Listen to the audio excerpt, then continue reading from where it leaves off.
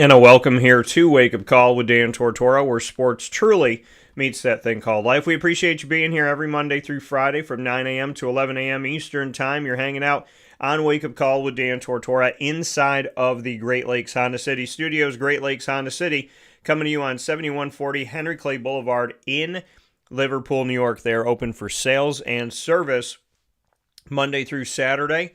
And of course, you can get a sneak peek of their inventory by going to GreatLakesHondaCity.com. We got a jam-packed show here for you today, but not before I tell you where we're at. Up and down the East Coast, the Midwest, the West Coast, and all around the globe. You can all witness Wake Up Call the same way by going to youtube.com/wakeupcalldt, facebook.com/wakeupcalldt, or go to live internet streaming radio on wakeupcalldt.podbean.com. We officially are in our third week of our Player of the Week, proudly presented by Myers Creek. And it is in its firm place on Wake Up Call every Thursday at 9 a.m. Eastern Time. Weekly, Thursday, 9 a.m. Eastern Time to start off the show. You will find out which high school athlete in Central New York I'm honoring as the Player of the Week, and during Syracuse football season, what Syracuse football player I'm honoring as Player of the Week. So we've had an awesome first couple weeks. Today I'm very excited to bring you our Central New York High School Player of the Week and our Syracuse Football Player of the Week. And after that, inside of MonPawsPopcorn.com's What's Poppin', PJ will be joining the show. You know, Papa Joe is with us every single Thursday, and we'll be talking about Major League Baseball, the wild card, where things are at right now. My Diamondbacks, are they edging closer? Do they have an opportunity? The answer is yes. So we'll discuss all of that. We'll also get into our college football week 3 recap. How do we do in our picks? And we'll get into our picks for college football week 4. And then PJ and I will go through our NFL week 2 picks and how we did back in NFL week 2 and any thoughts we want to wrap up with. And of course, we'll make our picks for NFL week 3.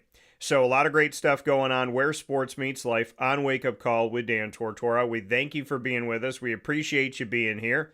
Can't wait for what's coming up here. And so without further ado, before we bring on PJ, it's time for us to bring you our high school and our Syracuse football Player of the Week. But I can't do that without a complete introduction from Myers Creek.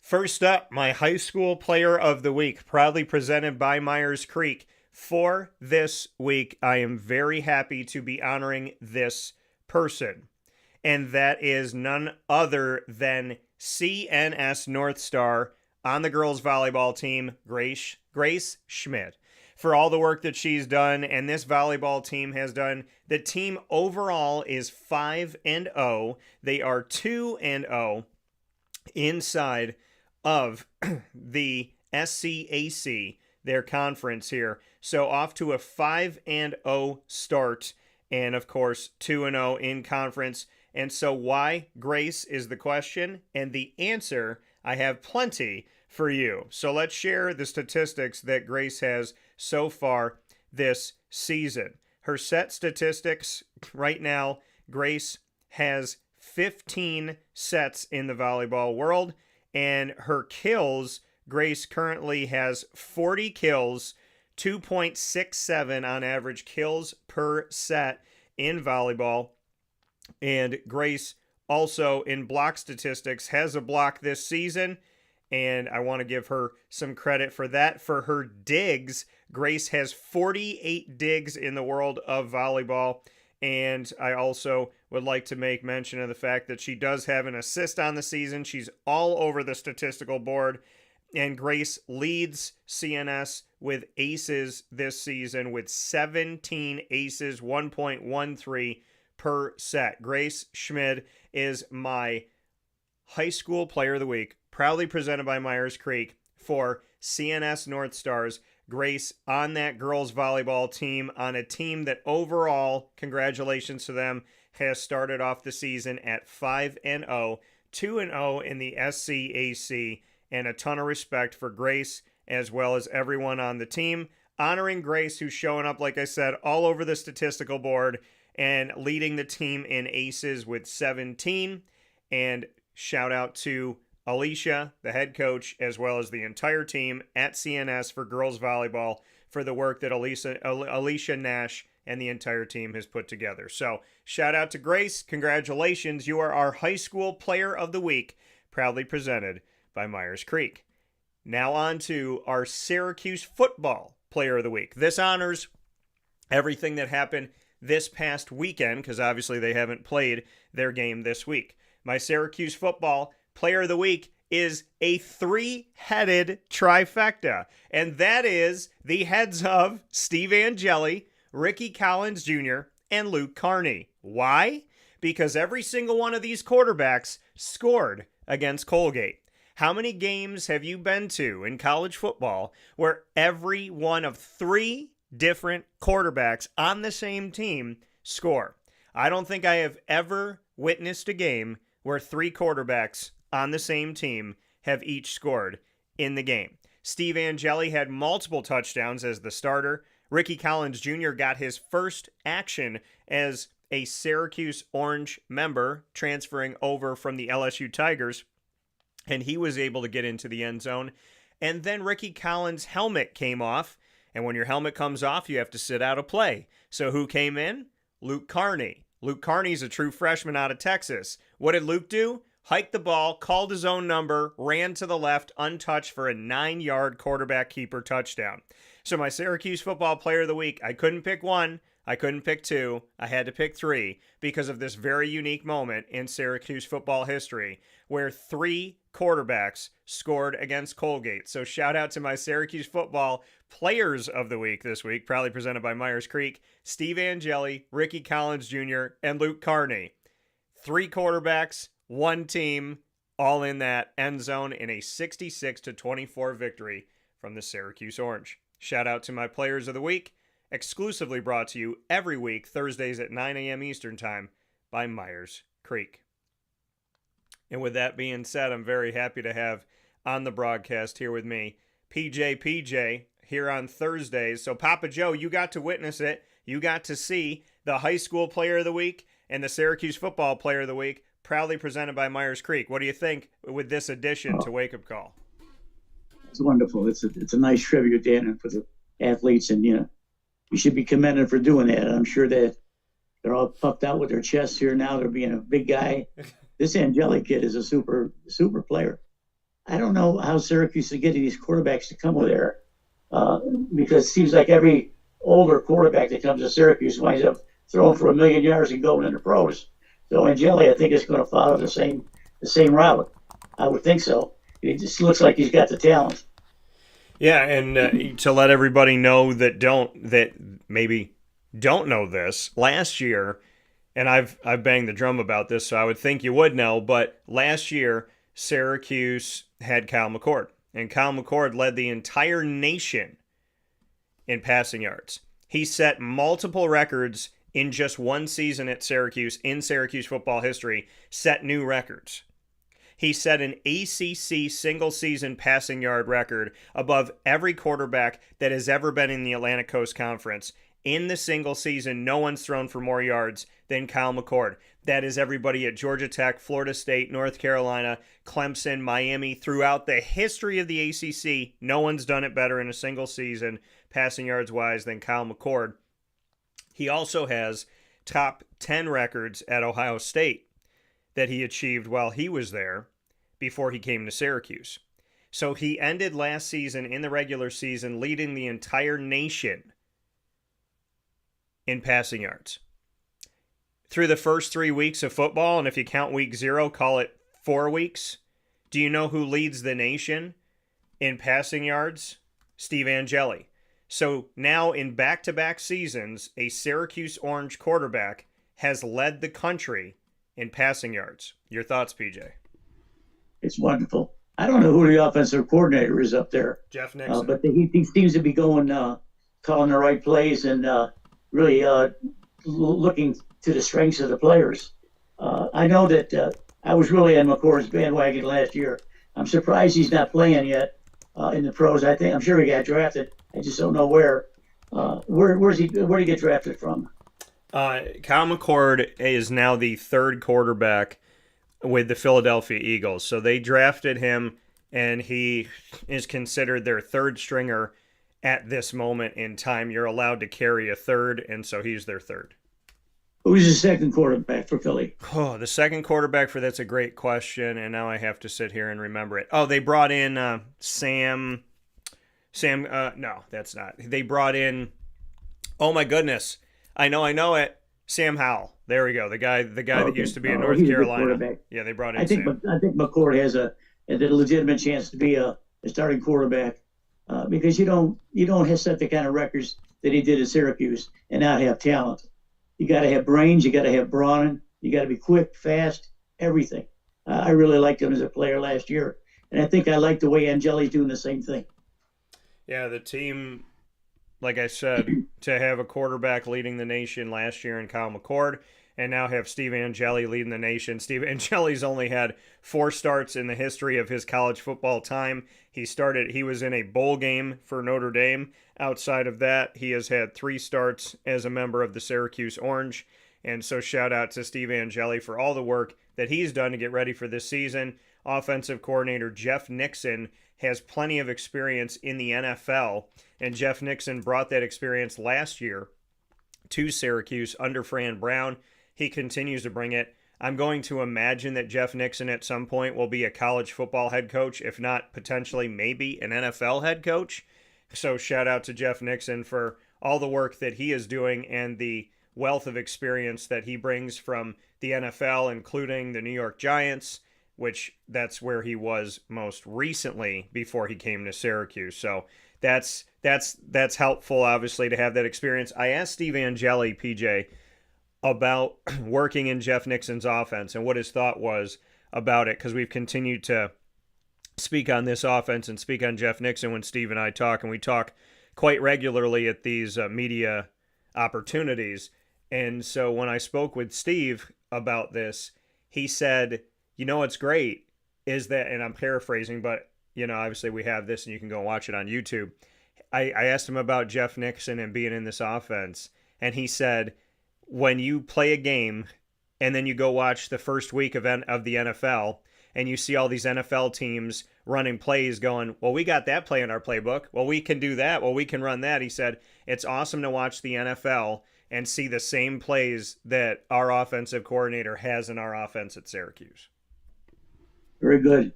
Very good. Who's Syracuse playing this week? Syracuse will be on the road at the 1-2 Clemson. Uh-oh. That's a trip-up game right there, bud.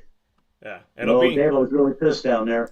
He's mad at the reporters for questioning whether he's a good coach or not now.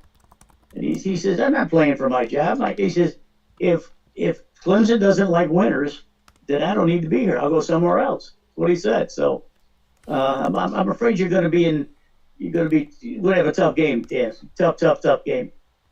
Oh, yeah, and I was actually watching it before we got on the air this morning and, watching some of it last night. Dabo and I have had the opportunity to talk over many, many, many years. And we've spoken about a lot of different things. We've talked a lot about faith. And I just had a one-on-one with him at the ACC kickoff not too long ago. And we discussed his faith and, his driving force, his belief in God and all of that. And, I think it's insane to question the value of Dabo Swinney. But listen, they did this a few years ago. I was here for that. I saw it. And it's ridiculous. He has every right to react the way that he's reacting. And he said very clearly, like you said, he said, hey, if they don't want me here, that's fine. I'm going to go coach somewhere else. He said, I'm 55 years old. I got a long road ahead of me. And when you look at the history, and I actually mentioned this when I was a guest on the League Winners, because I'm a guest on Thomas Pasquarello's show every Tuesday night around 9 p.m. Eastern Time. And I had the conversation with him about Dabo, and I said, let me just let you know, Dabo, his record, what he's done. And so when you look at Dabo becoming the head coach in 2008, this is Dabo.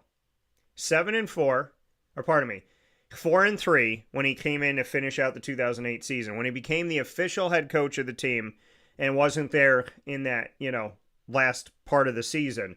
The first year that he was a full-time head coach at Clemson, 2009, 9-5.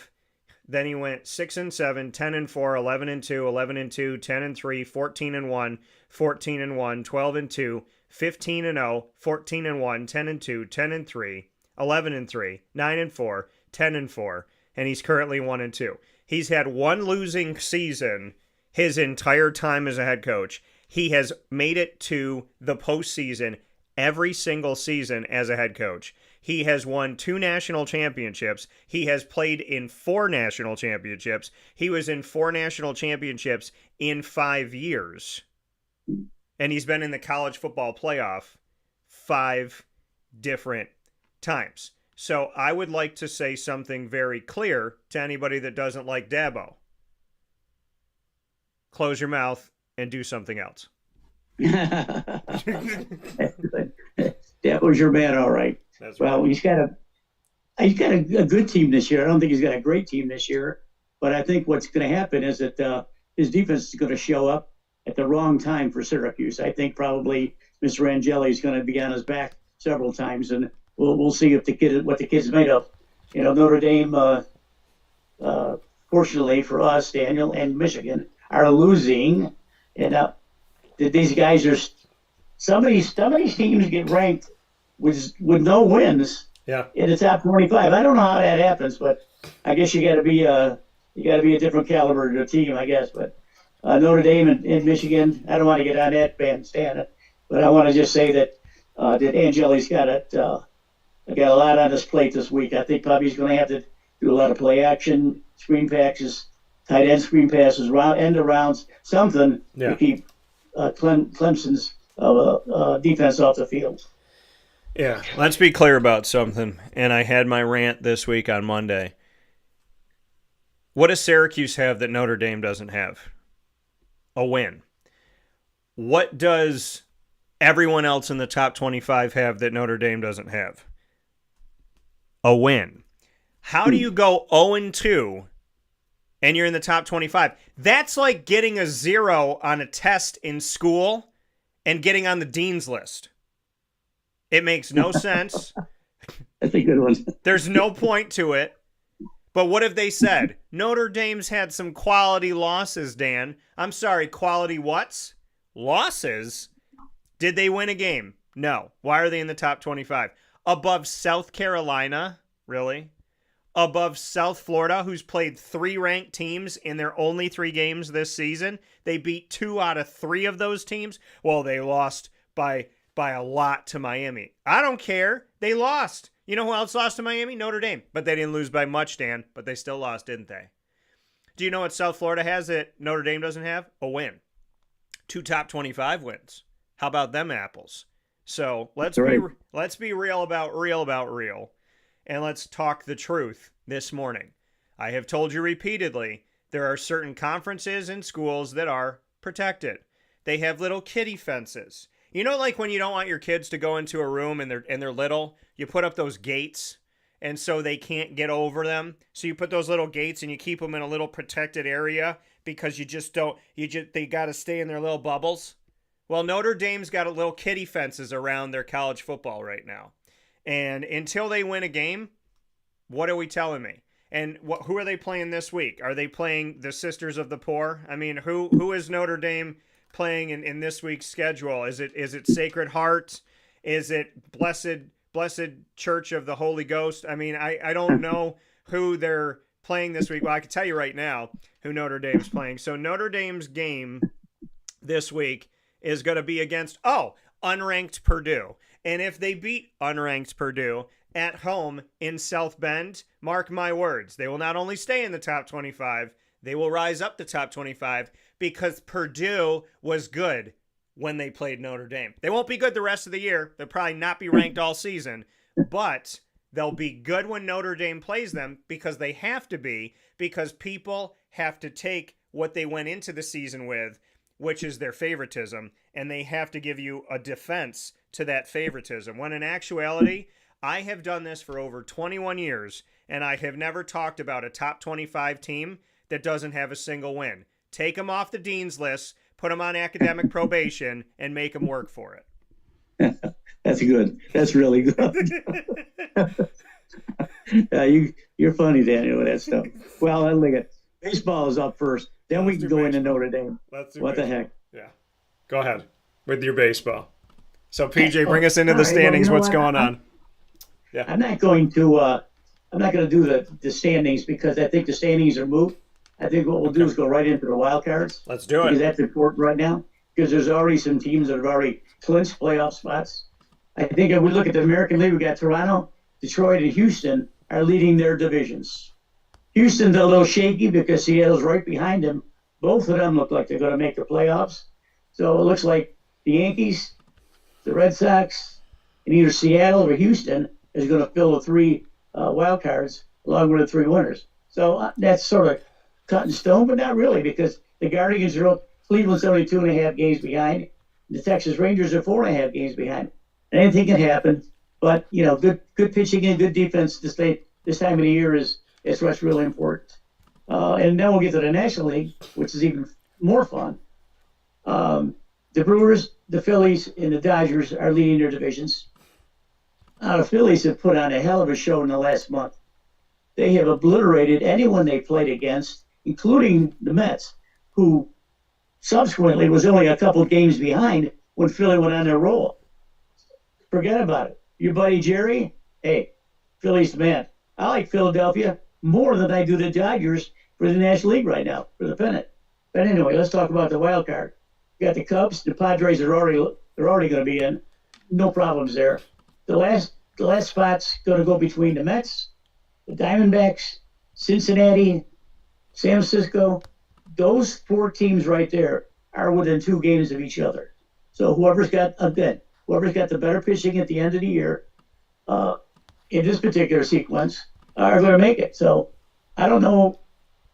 If I was any of these players, I would want to play Milwaukee, Philadelphia, or the Dodgers at the first round, which is the best of 3. The Dodgers of Blake Snell was a little sidelight last night. Blake Snell was pitching for the Dodgers. He'd gotten through 6 2/3 innings, walked a couple guys at the 7th inning. Dave Roberts comes out. Anytime you see Dave Roberts come out, walking, he's going to take a player out. He's going to take a pitcher out. Yeah. So he looks at Snell, and he says, "How you doing?"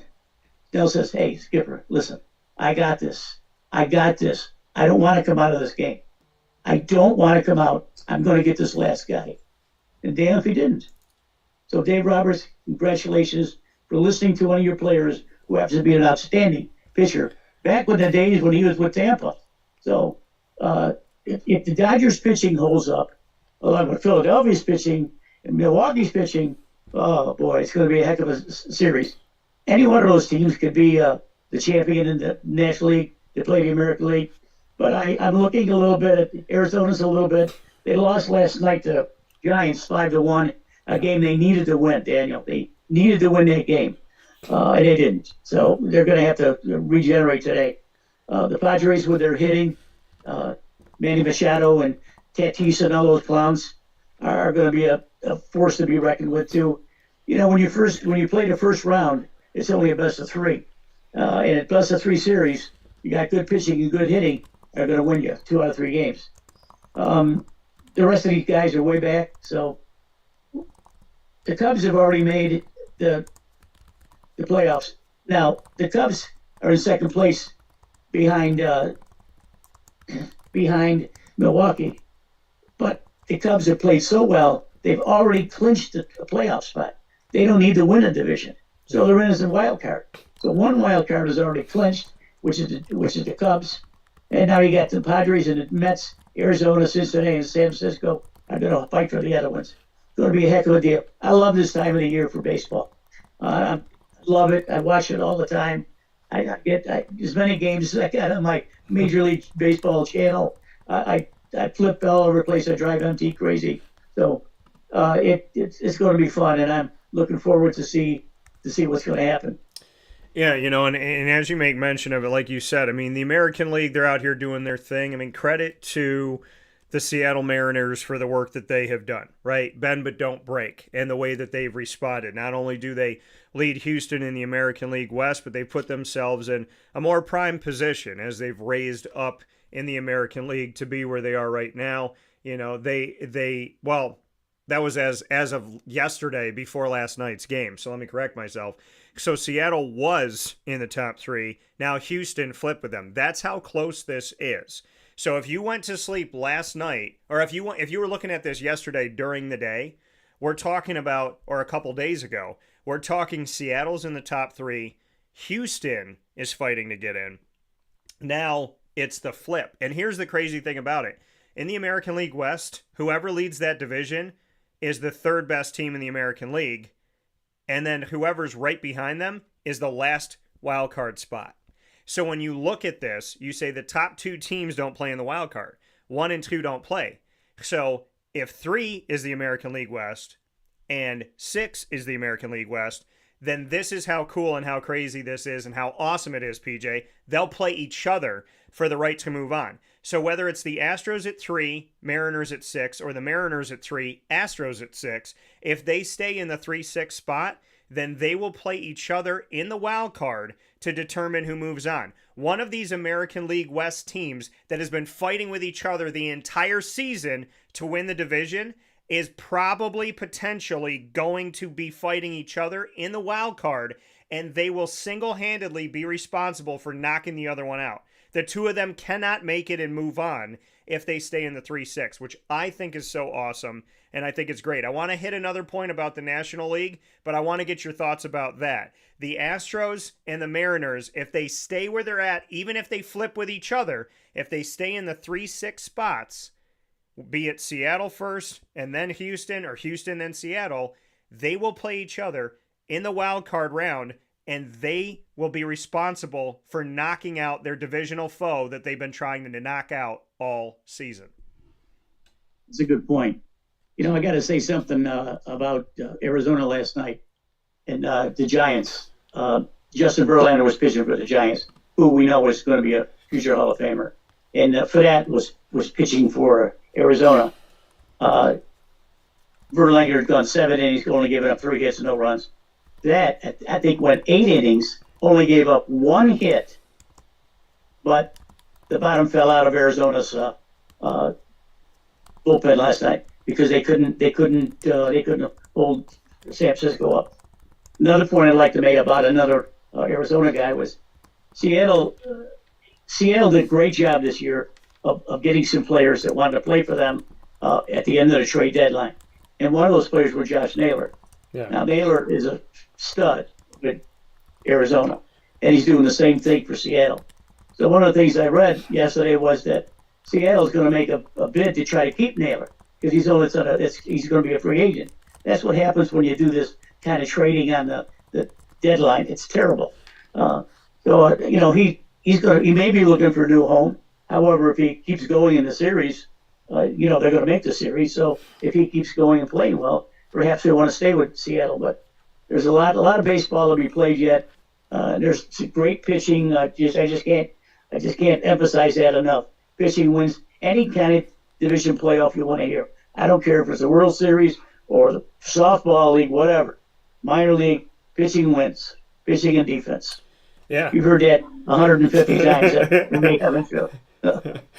Yeah, and that's definitely, it's true. It's true. I mean, when push comes to shove, that's what comes down to, right? Pitching and defense, and making sure that you can solidify that in keeping a team down. I just put a poll up here on X, the former Twitter. You could vote in it for the next 4 days, including literally right now, at CallDT. That's CALLDT. The question is, who will get the final MLB wildcard spot in the National League here in the 2025 season?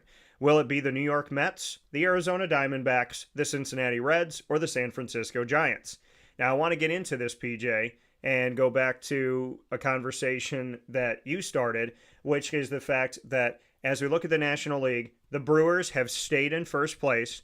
The Phillies are in second. The Dodgers are the third best of the three, which means the Dodgers will have to play in the first round, in that wild card round.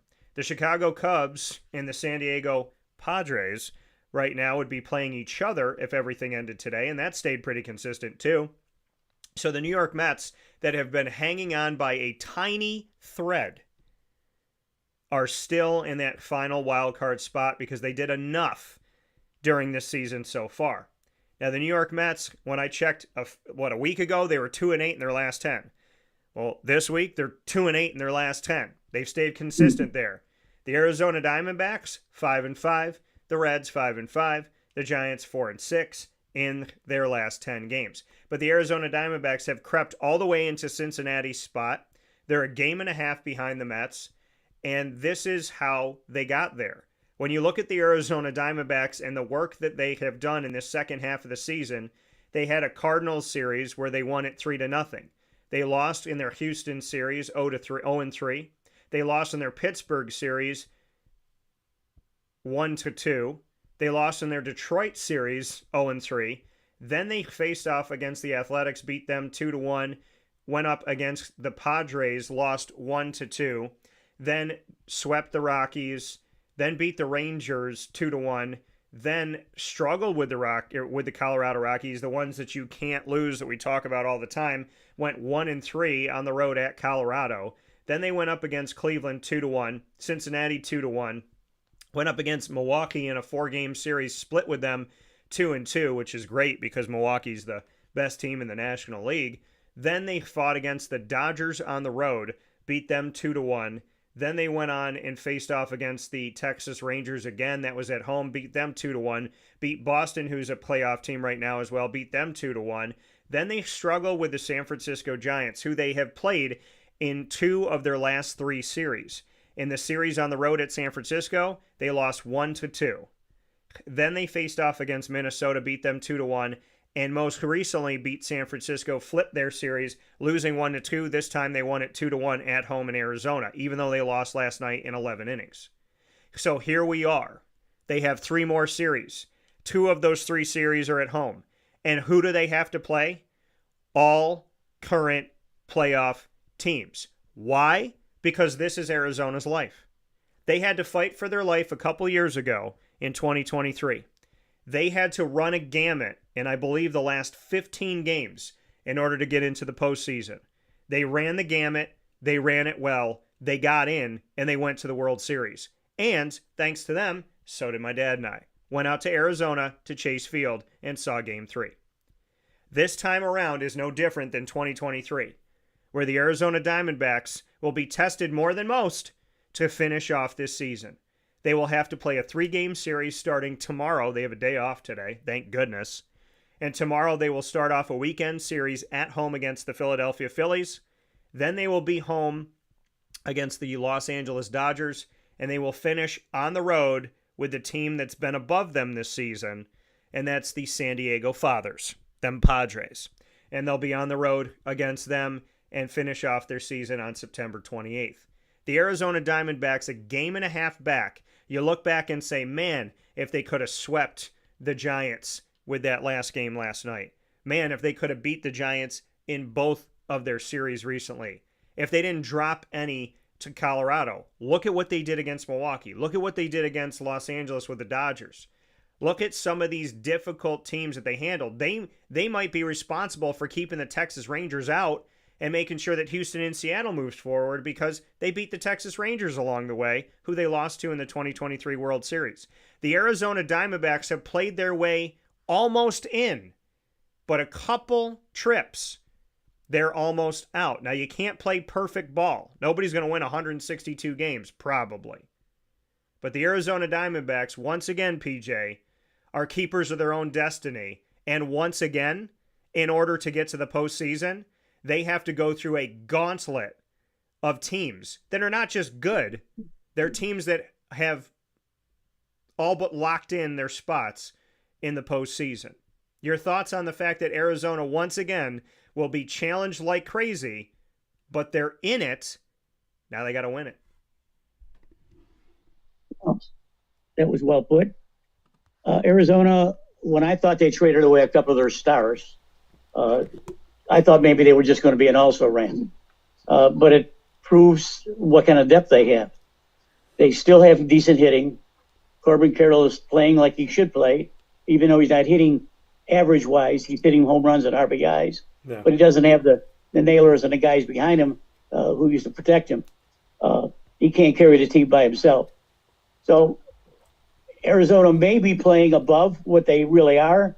I'm not saying that they're not good or anything like that, but I think because they're playing a little bit above what they really are. So if they can keep that going and rest a little bit, rest the arms, and maybe they can get into a three game series in the first playoffs. So there's a lot to be said about all of these teams. There's one sidelight here I like to bring to our readers' attention, listeners' attention. It's the Brewers and the Cubs. Yeah.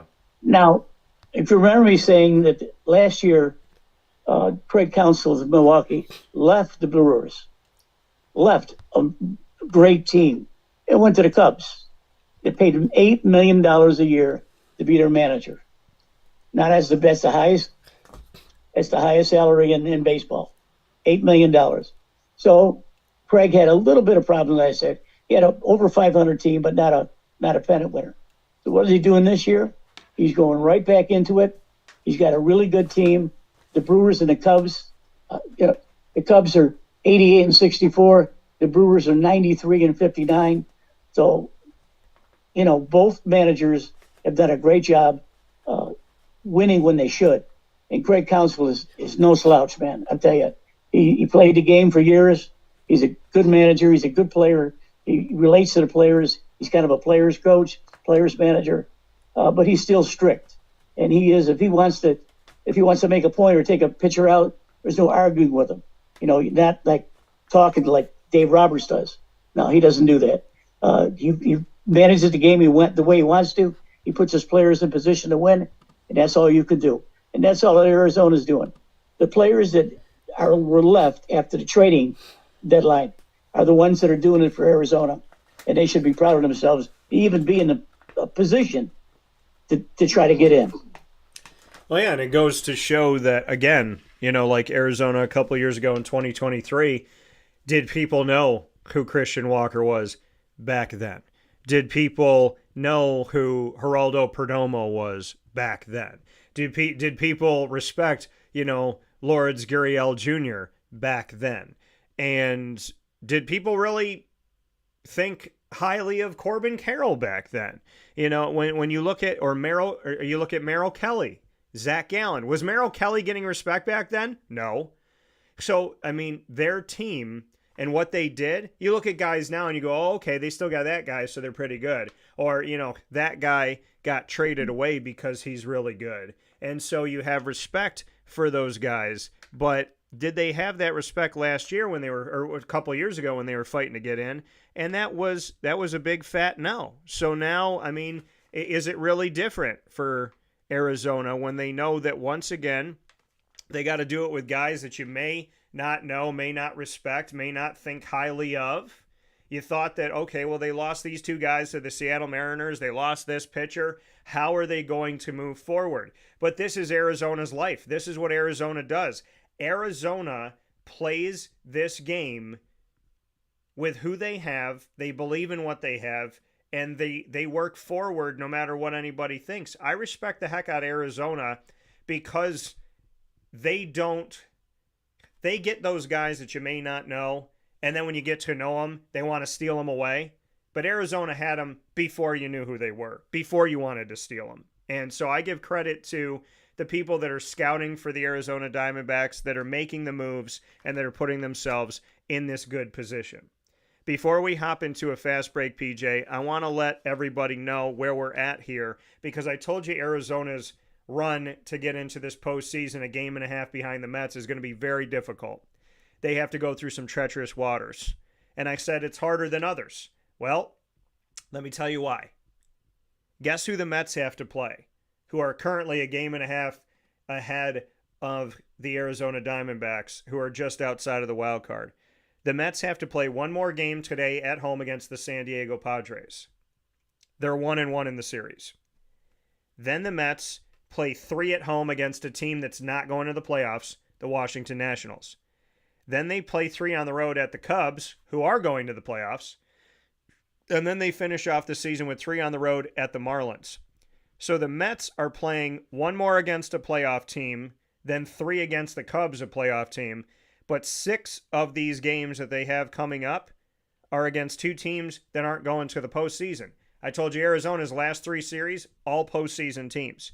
For the Mets, outside of playing 1 against San Diego and 3 against the Cubs, you got 6 games against Washington at home, 3 against Washington at home, and then 3 against the Marlins on the road. So they would have to trip up somewhere within that, or the Cubs would have to shut them down, and Arizona would have to keep winning.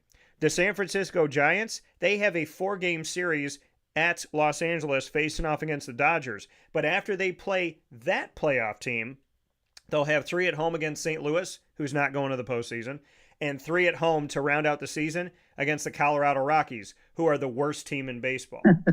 The Cincinnati Reds will finish off their season with a 4-game home series against Chicago, who's a playoff team.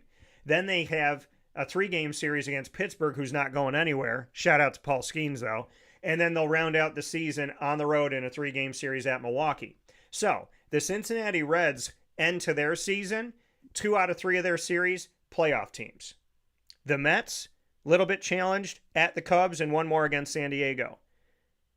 The Giants, 1 series of their last 3 against a team that's going to the playoffs. The Arizona Diamondbacks are the 4 teams we're talking about fighting to get this final wild card spot. They're the only team that every series they play to end this season is against a playoff team. The Mets don't have that. The Reds don't have that. The Giants don't have that. So those teams are going to have to trip up in the games they have against the good teams and probably trip up in the games that they have against the not so great, not going to the playoff teams. And Arizona's going to have to stay pretty darn near perfect. And really, honestly, Arizona's got to win, and they got to hope that the Mets lose where they're not supposed to. That's right. That's true. Well, before we take the break, there's a couple of things I want to say about individually wise. The American League Most Valuable Player, a couple of weeks ago, and as much as last week, I had told you that Cal Raleigh from Seattle, I think, was a shoo-in to be Most Valuable Player. Yeah. Well, the previous MVP, Aaron Judge, was in a little bit of a slump coming off a 10-day stint on the injured reserve list. He's starting to come alive again. He doesn't need to be alive because he is a huge figure. Cal Raleigh has 56 homers, 118 RBIs. Judge has 48 homers, 103 RBIs. And now what I thought was a shoo-in for Raleigh, some guys are really thinking that the Judge may be able to get his 3rd one, which is unbelievable. Now we go to the National League, the same thing happens there. I thought Kyle Schwarber, who has got 53 homers and 128 RBIs, would be the shoo-in. Well, Ohtani is starting to come alive again. He's got 51 homers, 95 RBIs, and he's also pitched. What did he do 2 nights ago? He pitched 5 innings, gave up no hits and no walks. It was a perfect 5 innings. So, of course, Roberts had to take him out of the game. So what I'm hearing now is that Shohei Ohtani is now back in the running against Schwarber to get the MVP. Now, what Roberts said last night to reporters was that he would consider throwing Ohtani in a relief role in the playoffs, which is a good move. You don't need to throw him. He's going to keep on throwing him. After 5 days or 6 days, I don't know what schedule he's on. He's not a 4-day, I know that. So it's either a 5 or a 6-day rotation. So even if he's still sound and throwing strikes and striking guys out, then they could use him as a reliever. So got a lot of activity in both leagues, and not only from the teams but the players themselves. Yeah, and that's the thing is, as we look at this and we look at what's going to happen in these next few weeks, it's going to be very strategic in planning what you're going to do with these players, how you're going to utilize these players. You have to be very good about your rotation. You have to understand your owies, so to speak, who's a little bit banged up. And Shohei Ohtani, you've been talking about it all the way through, PJ, is how often do they want to use him, because you want him for the postseason. You want the ace in the hole, literally. And so you want to be in a place where Shohei Ohtani is going to be the guy that you can have when you need him in the postseason. Do you really need him right now? And that could bode well for some teams that are going up against the Dodgers, right? If Shohei is going to be rested a little bit on the mound, at least, when these games are being played and these teams are going up against them. Like I said, you know that the San Francisco Giants got a 4-game series going up against the Dodgers, and you know that the Diamondbacks are going to face off against them as well, and they'll be doing that at home. So, with that being said, early voting here. Who will get the final MLB wildcard spot in the National League here in the 2025 season? Your choices are the Mets, the Diamondbacks, the Reds, or the Giants, and 100% of early votes have said the New York Metropolitans. So, we'll take a step aside for a fast break. When PJ and I come back, we will take a look at college football. Where did we end up in our picks, and where are we going this week? All of that after this fast break inside of the Great Lakes Honda City Studios on Wake Up Call. Stay with us. This is Jim Dispenza, owner of Game Point Sports Complex. You hear the same story across any sport that kids play and any sport that adults play. There's never enough places to play. That was definitely true with volleyball, definitely true with basketball. Could be cheerleading, it could be field hockey, which is what we're seeing now. Every sport has a lack of places to play, and I think Syracuse in particular is a place where it's really bad. Despite the fact that we've got a lot of athletic talent around here, we just seem to have not enough places for people to play, and they're going to different places. They're going to Rochester, they're going to Buffalo, they're going all different places because we don't have a place here, and I felt like that should change. This was a long project from planning all the way through execution to opening the doors. A lot of work went into it, obviously, a lot of money, a lot of resources, and the dream always was kids being in the gym, having a good time. And I've always felt like sports is the most unfiltered joy that you can observe with people that people can experience, because it is fun, it is a sense of accomplishment, it's all of that wrapped into one thing. And so watching kids going up and down the court with big smiles on their faces has been just amazing experience. I'm looking forward to years to come of that same thing. We've taken the time to invest in multiple sports, and then what we're finding is the mere fact that we have a large, clean, well-lit space has opened a lot more doors for us beyond basketball, volleyball, pickleball. Now we're having some interest from cheerleading. We've got girls field hockey coming in, and then also there's quite a bit of room for spectators. We've got bleachers, we've got benches, we've got a concession lounge where people can get food and drinks. We're going to have multiple sports going at the same time, using every square inch of this place for what it was conceived for, which is basically people to come in, have a good time in the sport that they prefer. We manage each situation differently. Everybody has different ability to afford different things. Some are bringing 10, 15 people, some are just 2 people. I've had a lot of situations where it's a father shooting around with his son, it's a mother playing pickleball with her daughter or with her son, and then those situations come up and we work with people, and that's allowed us to have groups from 2 people up to 30 people and have some flexible pricing behind it. We're an organization that is here to work with the community any way we can, and I guess part of it is just making sure that we have the flexibility to put together a plan that makes sense regardless of the size of your group. So in order to book time, the best option is to go to our website, gamepointsports-syr.com. You can click from there and sign up for events, sign up for your own particular training, sign up for birthday parties, all of that.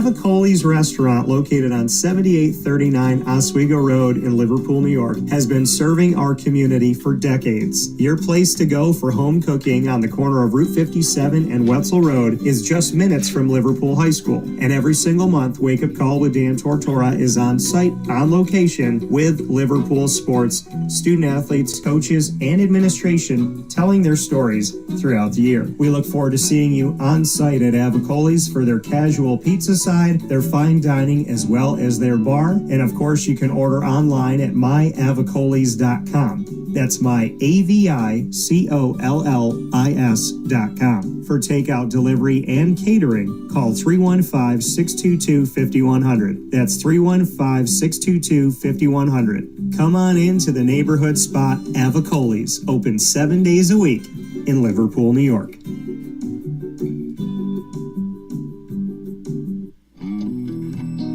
K9 Campground Dog Boarding is your home away from home for your furry-loving friends. Open 7 days a week with drop-off and pickup times in the morning and later on in the day and early evening. K9 Campground Dog Boarding is the spot to trust with your dog for short and long-term stays. Call 315-299-4013 for more information. That's 315-299-4013, and go to k9campground.com as well. That's K9,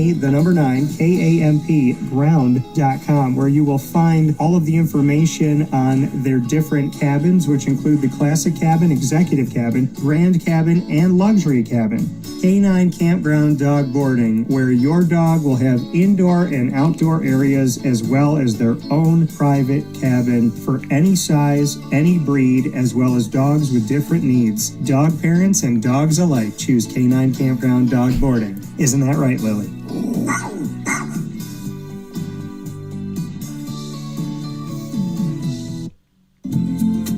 Looking for your next ride?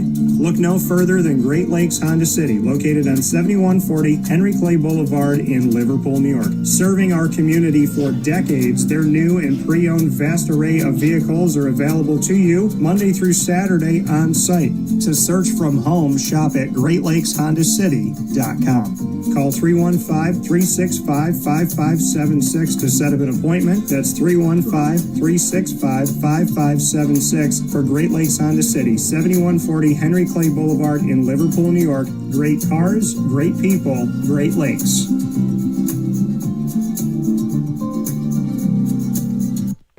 And a welcome back here to Wake Up Call with Dan Tortora, where sports truly meets that thing called life. We appreciate you being here inside the Great Lakes Honda City studios. Great Lakes Honda City coming to you on 7140 Henry Clay Boulevard in Liverpool, New York. And we appreciate you heading over to see them Monday through Saturday for sales and service. Find your next ride, new and used, by going over to GreatLakesHondaCity.com. Want a sneak peek? Go to GreatLakesHondaCity.com. And I definitely appreciate you for going over there and trusting our word here, as I've trusted Great Lakes Honda City for over a decade. With that being said, PJ and I have an opportunity here to take a look at our college football week 3 picks and how we did. Now, last week, PJ and I in college football week 2 both went 8-2 in our record. Now we'll take a look if we can stay on the right side of things. So the first game that we had was the only game that was had on Thursday night, and that was NC State at Wake Forest. Two teams that had played each other, I believe, for 115 consecutive years, and then with the new scheduling that the ACC had before they brought in Stanford, Cal, and SMU, we lost this rivalry, and the streak ended, and now the streak's back, which I'm excited about, and I love it. So, it's not Dave Doran versus Dave Clawson, sad face, but Dave Doran's still a part of it, and Wake Forest in a new era with Jake Dicker, their new head coach who came over from Washington State. So in this game, NC State was down, but they came back down but not out. In the battle for North Carolina, it was Raleigh against Winston-Salem in Winston-Salem, and Raleigh won 34-24. NC State over Wake Forest. So PJ and I got that right. The Syracuse Orange, they went up in their game against Colgate, and they took it to them 66-24. They said, like Oprah, you get a touchdown, and you get a touchdown, and you get a touchdown, and you get a touchdown. So they had 3 quarterbacks score, as I said before, and my 3-headed player of the week, proudly presented by Myers Creek. Syracuse gets their victory on the right side of things in the win column for the first time this season above 500 at 2-1. Next game we have up will take us to Oregon in their matchup that they had on the road at Northwestern. They won this game 34-14. Did they get any props in the polls for it? Not really. But Penn State beat 3 teams that are unranked, and Penn State's considered the second best team in the nation. Figure out them apples, honey. Oregon gets the victory, and we got that correct. Then P to the Jizzle, J. Edgar Twizzle, he went with Clemson. And what did I tell PJ? What did I say here on the show? What did I tell y'all? I took this out of last week's show, clipped it, and put it out on our social media. And that was my words from last week. And PJ, I am going to share my words from last week. This is what I said. In case y'all missed it, these were my words last week, a week ago today, on the Thursday broadcast about my thoughts on Georgia Tech and Clemson. Football player of the week, proudly presented by... Oh, and pardon me here. I hit the wrong button. Here we go. At Georgia Tech. Just was down in Georgia. Just went by Georgia Tech Stadium in Atlanta en route to Mercedes-Benz Stadium. Bobby Dodd Stadium is going to be rocking with this game with 12th ranked Clemson and Georgia Tech, who is unranked as of right now. Georgia Tech and Brent Key, in my opinion, are a danger zone this year. Clemson's coming into town. What are your thoughts, PJ, as Clemson somehow got away from Troy after losing a close one to LSU at home? Clemson, Georgia Tech, on the road in Atlanta. What do you got? Yeah, that Troy game was awful. It doesn't seem like that Clemson's in sync yet. They certainly have the better athletes. And I know they're going on the road here, but Clemson just is too strong. They may not be playing very well so far this year, but they certainly have the team to do that. I wouldn't be surprised if they started asserting themselves, and it starts this week. So PJ going with Clemson. Clemson has made me very nervous, PJ. I think, I've been saying like this is the season where they remind people who they are, but having to play Georgia Tech in the 3rd week of the season, that to me is a danger zone. That to me is a place you don't want to go. After they have limped their way to 1-1 this season, keep in mind, folks, Clemson, again, losing at home 17-10 against LSU and barely getting away from Troy at home 27-16. I think that Brent Key and this Georgia Tech team that almost beat Georgia last year, it was 8 overtimes. Georgia Tech, I think, is going to win this game. They're going to squeak by. It's going to be another close matchup. It may be in the 20s. And I got Georgia Tech beating Clemson, and Clemson having 2 losses going into week number 4. So that was the clip from last week's show, and I said what? Georgia Tech, close game, and in the 20s. And it was 24-21, close game, last-second field goal, Georgia Tech. So I got that one with Haynes King, their quarterback, having over 100 yards passing and over 100 yards rushing. The next game that we have that PJ and I spoke about last week had to do with Fly Slamma Jamma Bama. What did they do at home? They took down Wisconsin 38-14, and so they get that victory. So we have Alabama. We were both correct in this. Then Troy, after almost beating Clemson in Clemson, faced off against the Memphis Tigers. And in this matchup, Memphis took down Troy 28-7. And I said, if Memphis blows out Troy, what does it say about Memphis versus Clemson? So they blew them out by 3 touchdowns. Memphis, I get that victory here. PJ had picked Troy in that one. Then we both had Tennessee in an instant classic. Tennessee up against Georgia. What a great game in overtime. Georgia wins the game 44-41 when Tennessee could have won it in regulation, but their kicker was so far wide right that PJ and I felt that breeze, him in Florida and me in New York. So Tennessee does not get that victory, and that was a very, very hard-fought close game. Miami blew out South Florida after they had about a 9-hour lightning delay, and so that game, and folks, it felt like 9. It was, I think it was a couple hours. And I think they came back and then went back out again. But Miami gets the victory here. South Florida gets their first loss of the season. Played 3 top 25s, beat 2 of those 3, knocked both of them out of the polls, and somehow they're knocked out of the polls for being 2-1 against top 25 ranked teams, where Penn State's 3-0 against unranked teams, and they're number 2 in the nation. So figure that out. Penn State hasn't played a ranked team. They played an FCS team within all of that, and they're 2 in the nation, but going 2-1 against the top 25 is not even worthy of 25. That's why I call BS on this. Not because I don't respect Penn State, but because if Penn State's good for being 3-0 against a whole lot of nothing, then why is South Florida punished for being 2-1 against the top 25? Let's take a look at, and that would never happen to Notre Dame, and it would never happen to Clemson, and it would never happen to, well, maybe it would happen to Clemson. They don't respect the ACC like they used to, but a 2-1 team in any of these, in the SEC or the Big Ten, they could be playing 3 candy shops and beat 2 out of 3 of them, and they're still going to be in the top 25. Let's go to the LSU game and take a look at what happened here. LSU takes down Florida. And I'm not putting PJ on the screen because I don't want you to see him grab his heart. Makes us sad. So LSU, we both picked LSU, and LSU won the game. After the game, the head coach of the LSU Tigers, Brian Kelly, had to field comments from the media that wanted to critique him winning this game by 10 points. And his response was, we won.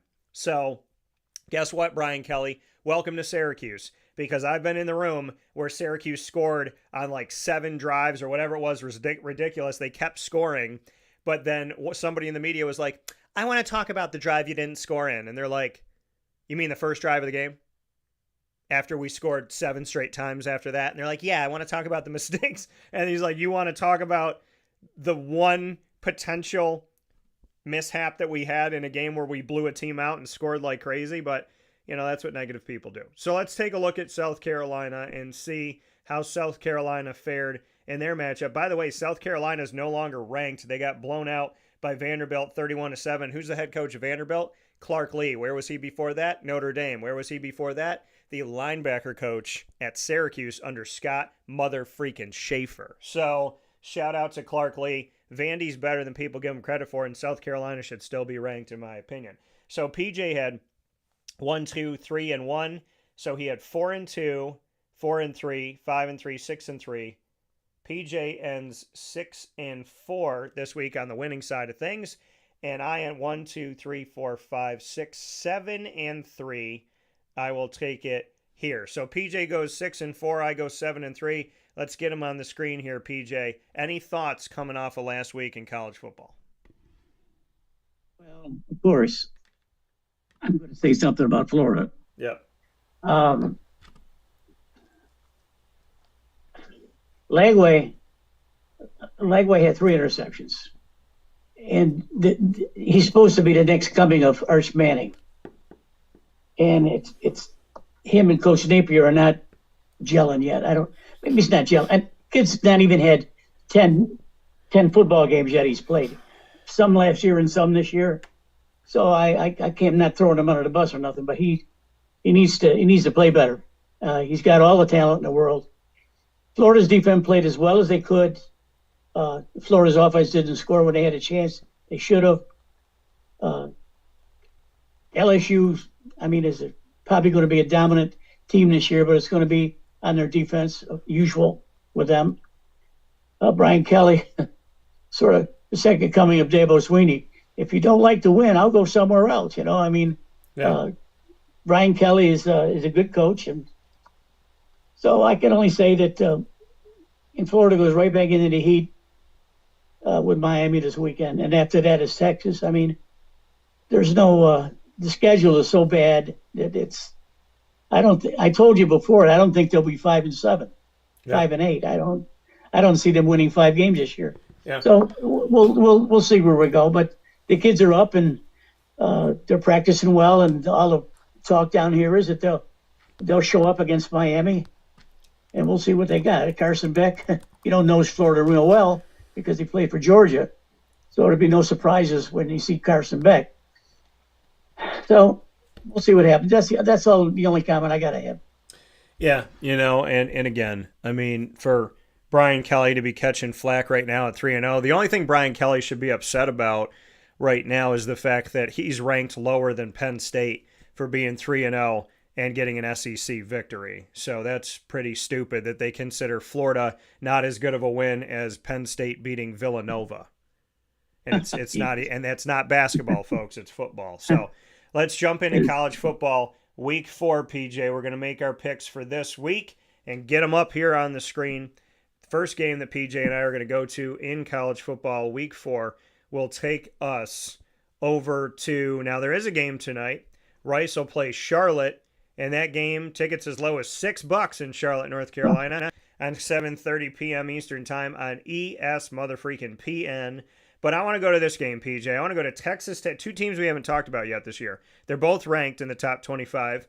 The Utah Utes. Whenever I look at this and I go, Utah Ute and Illinois Fighting Illini, I'm like, man, that can make every name easy. We could be like the Syracuse Fighting Syracusans. So, but looking at Utah and Texas Tech, the Raiders are coming into Utah. Do they raid Utah and come away with a win? Or do the Utes, whatever that means, fight it off and find a way to victory? It's good. The game's going to be on Fox, and obviously all jokes, folks. I appreciate and respect Utah. Let's not be weird. By the way, let's stop living in a society in 2025 where every time we make a joke, we have to give layers of why it's okay and we apologize and everyone's welcome. Like, let's just make a joke, say the joke. That's the joke. And let's just be happy, folks. Remember when we used to laugh? The country was a lot less, turmoil. Everybody, it seems like America is constipated. Because when you get constipated, you get angry and ornery and uncomfortable. And we need to unconstipate America. We need to widen the colon of America and get y'all to laugh again. So let's go Utah going up against Texas Tech, PJ. Never thought on Wake Up Call I'd say widen the colon, but I want to get your thoughts. Texas Tech at Utah. What do you got? It'll be a good game. I followed it a little bit, following Utah a little bit. Of course, Texas Tech is a good team. I'm going to say because they're playing at home. This is probably a pick'em game. But because they're playing at home, I'm going to take Utah. Yeah, I mean, Texas Tech, listen, they've been up on the radar before. Utah is a team that has played spoiler. We've seen them do it in the past. And so PJ going with Utah. I'm also going to rock with Utah being at home here against Texas Tech. I'm wondering which one of these teams is a pretender and which one's actually a top 25. Could they both be? Could neither of them be? This is going to be left to be seen. I mean, Utah this season has faced off against UCLA, blew them out unranked on the road, and then they blew out Cal Poly, and then they blew out Wyoming on the road. None of those teams are ranked. And then you take a look at, so technically in that case, Utah should be right behind Penn State. And then Texas Tech, with being 17th in the nation, they beat Arkansas Pine Bluff, which I heard is a nice golf course. They beat them 67-7, who's unranked. Kent State, who's unranked. Oregon State, who's unranked. This is the first road game of the season for the Texas Tech Red Raiders, and I think Utah is going to get the victory and take advantage of it. I got to throw you this one, PJ. Arkansas at Memphis. Ryan Silverfield is finally showing that Memphis has some life, right? That heartbeat that Justin Fuente had with the team, that heartbeat that Mike Norvell had with the team. With Ryan Silverfield, it took a little bit of time. Fuente found success, built it, left. Mike Norvell continued the success like they didn't miss a beat. And with Ryan Silverfield, it was kind of like the heart skipped a beat, and now it's back beating normally, and we can see Memphis really potentially being one of these schools that is going to put the American on the map once again, which they did it a few years back. They have Arkansas, who's unranked, but Arkansas has played spoiler before, and here come the Razorbacks into Memphis, into the Liberty Bowl to face off against the Tigers, SEC versus American. The American has had wins over the quote-unquote power conferences, over the SEC. They don't get a lot of credit for it, and we have to remind everybody what they've done because people forget very easily when it comes to the American for some strange reason. So here comes Arkansas into Memphis, 2 unranks, yet I think a really good game. Noon Eastern time, Saturday, September 20th on ABC. Who wins? Arkansas, Daniel. I think that they're a better team. I hope they play better, but it seems like that the SEC schedules this year are just brutal for all the teams. And I don't know why, I think what you talked about several times is that the nation is going to be two conferences. It's going to be the Big Ten and the SEC. Yep. The SEC they had the best conference to begin with. So they bring in Oklahoma and Texas. Are you kidding me? Now, it's going to be, you could be a real good football team in the SEC, a real good one, and only be 7-3 or 8-4. So it's tough for all the teams. Look what Florida's going to play Miami now, and then Texas. So I don't know. It's crazy. But anyway, I like Arkansas because they play a tougher schedule. Yeah, Arkansas went up against the Lane Train and Ole Miss and lost 41-35. That's their only loss this season that Arkansas has taken, and that was most recently. So they had a tough matchup, but they were able to put 35 up in that loss. Those of you playing the home game, that's 5 touchdowns. So Memphis is going to have to score, and Memphis they're going to have to get up in the 30s. I would imagine you got to get to like 38 points in this game. I don't see Memphis getting a 38, so I'm going to pick Arkansas in this matchup. But if Memphis is to win this game, like so many other games that the American has won over the years, they need to get national exposure. They need to get national coverage. Here on Wake Up Call, we are proud to be local, regional, national, and international. I have always given the American respect where it is due. I don't see them winning this game, but if they do, Memphis should be in the top 25, and that's just the real. The next one I got for you, PJ, and I love this game. And this is a rivalry that has been continued, which I'm so happy it is. It's 2 Texas teams, SMU and TCU. And SMU is obviously in Dallas. TCU is in Fort Worth, which anyone that's been down to Texas, Dallas, Fort Worth, and Arlington are basically almost the same place. It's just like you take a step in this direction and you're in a different city. So here we are, SMU at TCU, very close to each other. We got the Mustangs versus the Horned Frogs. And TCU, their head coach, Sonny Dykes, where was he right before he went to TCU and helped the team to the college football playoff, their first ever trip to the college football playoff? Well, he was at SMU. Who's at SMU right now? My dog, Rhett Lashley. I respect both of these coaches. I love this game. I don't like that it's 2 unranked teams playing right now, but I am excited to see who's going to come through this thing. SMU at TCU. PJ, what do you got?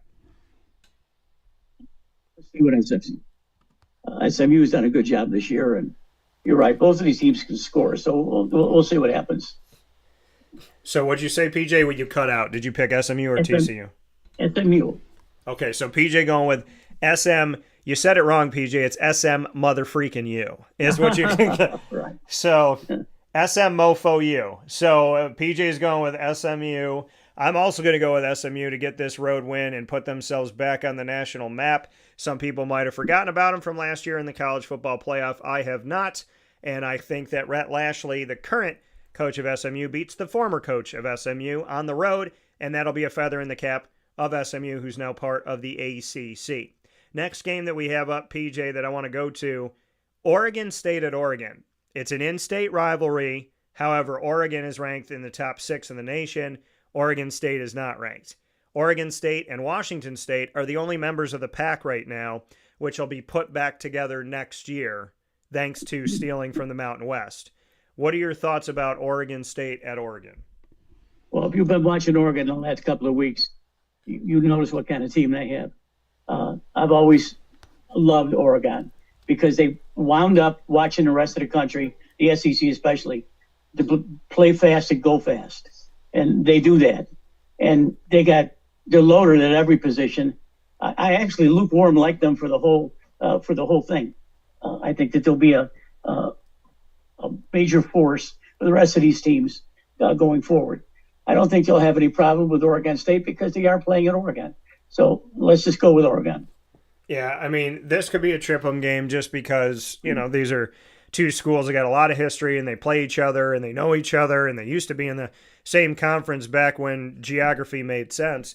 But I'm going with Oregon in this matchup as well. This is just one of those games where, I may be watching it in my split screen thing and just keeping an eye on it, because this just feels like one of those weeks where that team that's not supposed to win might win, and it's because of this in-state rivalry and just they got nothing to lose. And so if Oregon is struggling at some point in here, the world may turn its focus over to Oregon State at Oregon at 3 p.m. Eastern time on the Big Ten Network. Next one we got up here, PJ, is going to be Auburn at Oklahoma, where the wind goes. No, so we got Auburn at Oklahoma, PJ.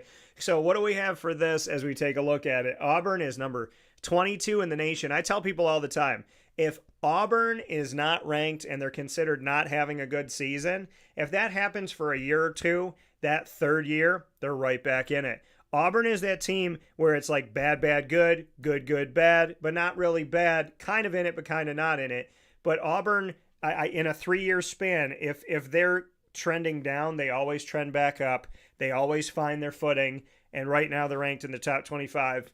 Oklahoma, who defeated Michigan in Oklahoma, now welcomes Auburn. I keep looking at this, PJ, and I keep having to tell myself Oklahoma is an SEC team, because I'm thinking SEC versus Big 12. It's not. This is SEC versus SEC at 3:30 p.m. Eastern time on ABC.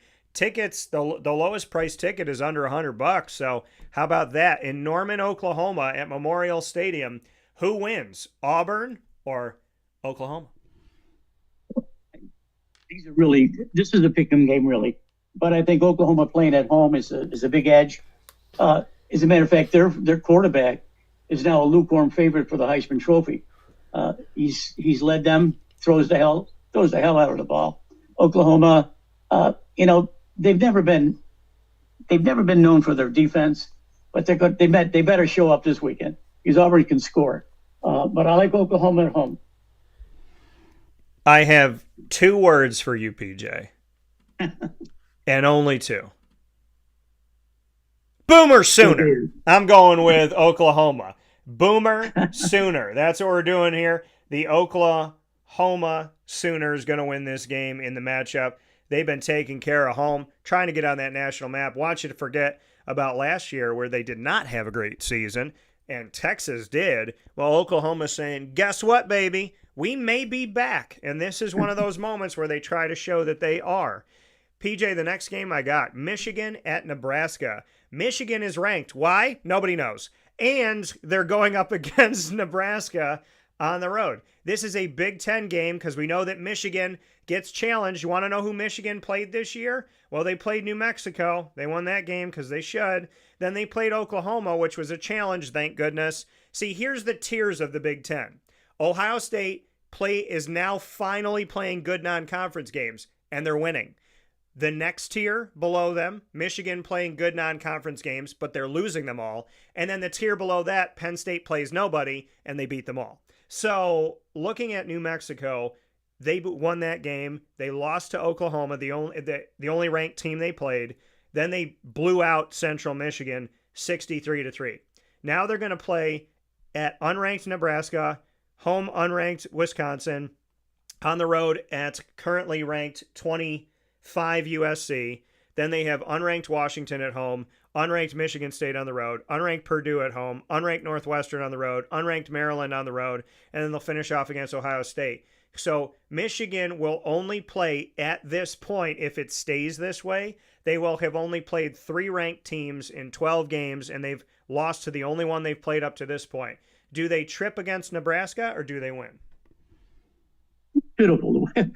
Boy, we really hammer these guys every week, But we hammer. I'm sort of on the Ohio State's bandwagon a little bit, but Michigan I have no love lost for. Forget about it. Nebraska is going back to their 3 yards in a cloud of dust kind of offense where they run, and pass when they have to. Yeah. I think Nebraska's offense will keep Michigan off the field. So I'm looking for Nebraska to make a big upset here at home. And if Nebraska wins, Michigan will still be ranked. So, taking a look at how stupid this stuff is. PJ's going with Nebraska.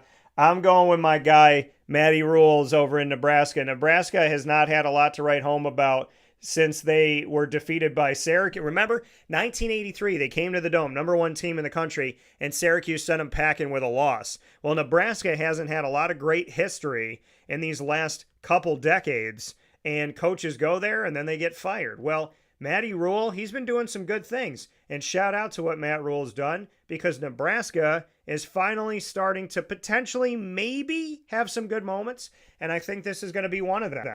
They win this game. And if they do, they should take Michigan's spot. They're facing 21. You beat 21, then you get to take their number, 21. This game is at 3:30 p.m. Eastern Time on CBS and streaming on Paramount Plus. Let's talk about the game that may be Notre Dame's first win. And if they get it, they'll be the hottest 1-2 team in the nation. People will be talking about them going to the college football playoff. They want to say Clemson's not going to make it at 1-2. Clemson's season's over at 1-2. Yet Notre Dame at 1-2 would be considered a shoo-in for the college football playoff. How does that make sense? Notre Dame doesn't play in a conference. Yet at 1-2, if they are to beat this team this week, everyone's going to talk about how they're back. When they want to talk about how Clemson may need to let go of Dabo Swinney, who arguably, and in my opinion, is the best coach in the entire country, by and large, right now. So, PJ, I ask you, Notre Dame, in the challenge of playing an unranked Purdue, who wins the game? Who cares? Say word. I mean, you got to go with Notre Dame. I mean, boy. But I would love to see them lose this game. I mean, I shouldn't say that. But that's not a punting kind of thing. But they do get more than their share of ink. They've had more ink than 5 other teams put together. So Notre Dame should win a game easily, I think. Yeah, I got Notre Dame winning this game. I just think it's hilarious that if and when they're 1-2, people will treat them totally different than a 1-2 Clemson. So, and by the way, Clemson played the SEC, just so you know. And I said Georgia Tech was going to be a good team this year. So the people that are looking at Georgia Tech like a terrible loss, it's actually not, because Georgia Tech is a venomous team this year and people need to look out for them. I got Notre Dame winning this game. PJ, South Carolina, who's unranked for no apparent reason, is playing on the road at Missouri. Missouri is 23rd in the nation, and this game is at 7 p.m. Eastern Time on ESPN. My guy Lenoris Sellers, who's a potential Heisman hopeful and probably a future NFL quarterback, God bless, is going on the road to Mizzou. Who gets this win, South Carolina or Missouri? Well, that's a good question, because I think Lenoris got hurt last week, and I don't know if he's going to be 100%. If that's the case, if he plays, I think that South Carolina wins. If he doesn't play, then South Carolina loses. That's how much faith I have in this kid as a quarterback. He does have pro potential, that's for sure. He's a big, tall, strong kid. If he's hurt, Missouri's just going to come up with some stuff to try to keep him off the field. But I think just because he's there and he's going to play, I think because of that, I think they win the game. Yeah, I mean, they said that Shane Beamer is being not very open about this right now, but what I'm seeing is that he has practiced when he took that hard helmet-to-helmet hit against Vanderbilt this past week. And so hopefully he'll play in this game. I know that Lenoris Sellers is one tough mofo. And so to me, and I mean that with all the respect in the world, Lenoris is a tough dude. So PJ's going with South Carolina. Listen, if Lenoris doesn't play, then I'm concerned this is Missouri. But I'm going to lean on the side of him playing, and I'm going to go with South Carolina in this matchup. But Lenoris, more than anything else, I hope that you're okay. I hope you're healthy, and let's stop going helmet-to-helmet, people.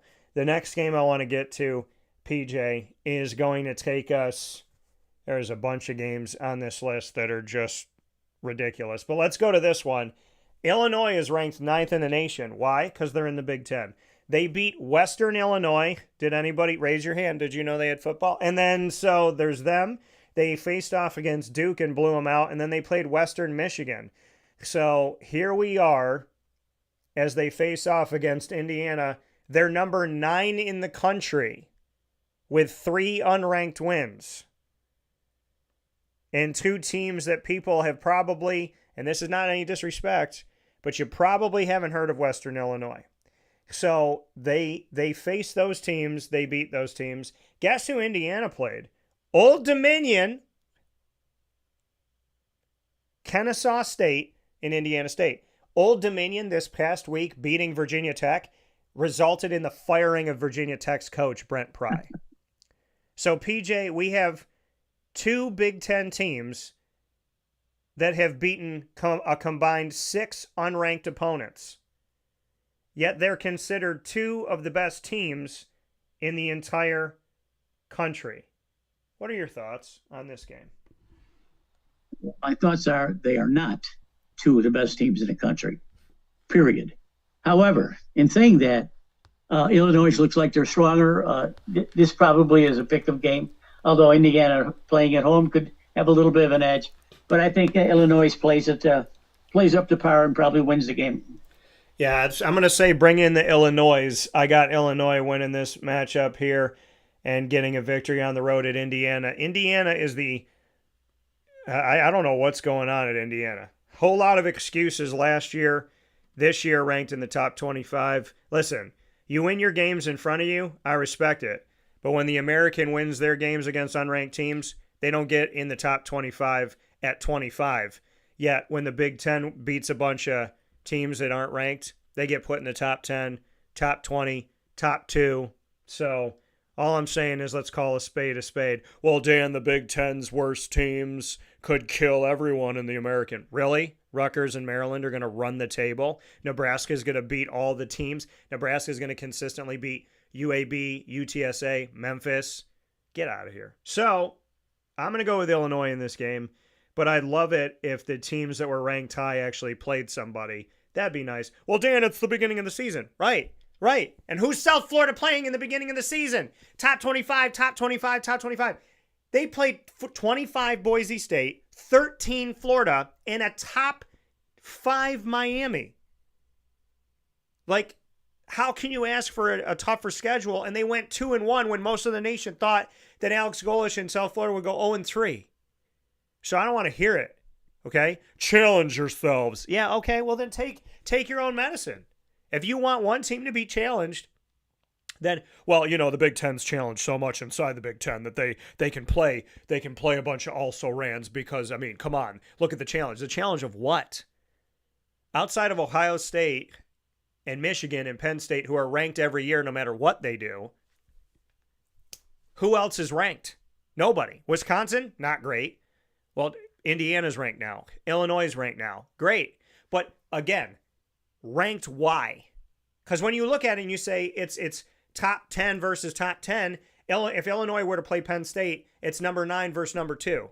So you could say this is a top 10 matchup, but a top 10 matchup against 2 teams that defeated unranked teams.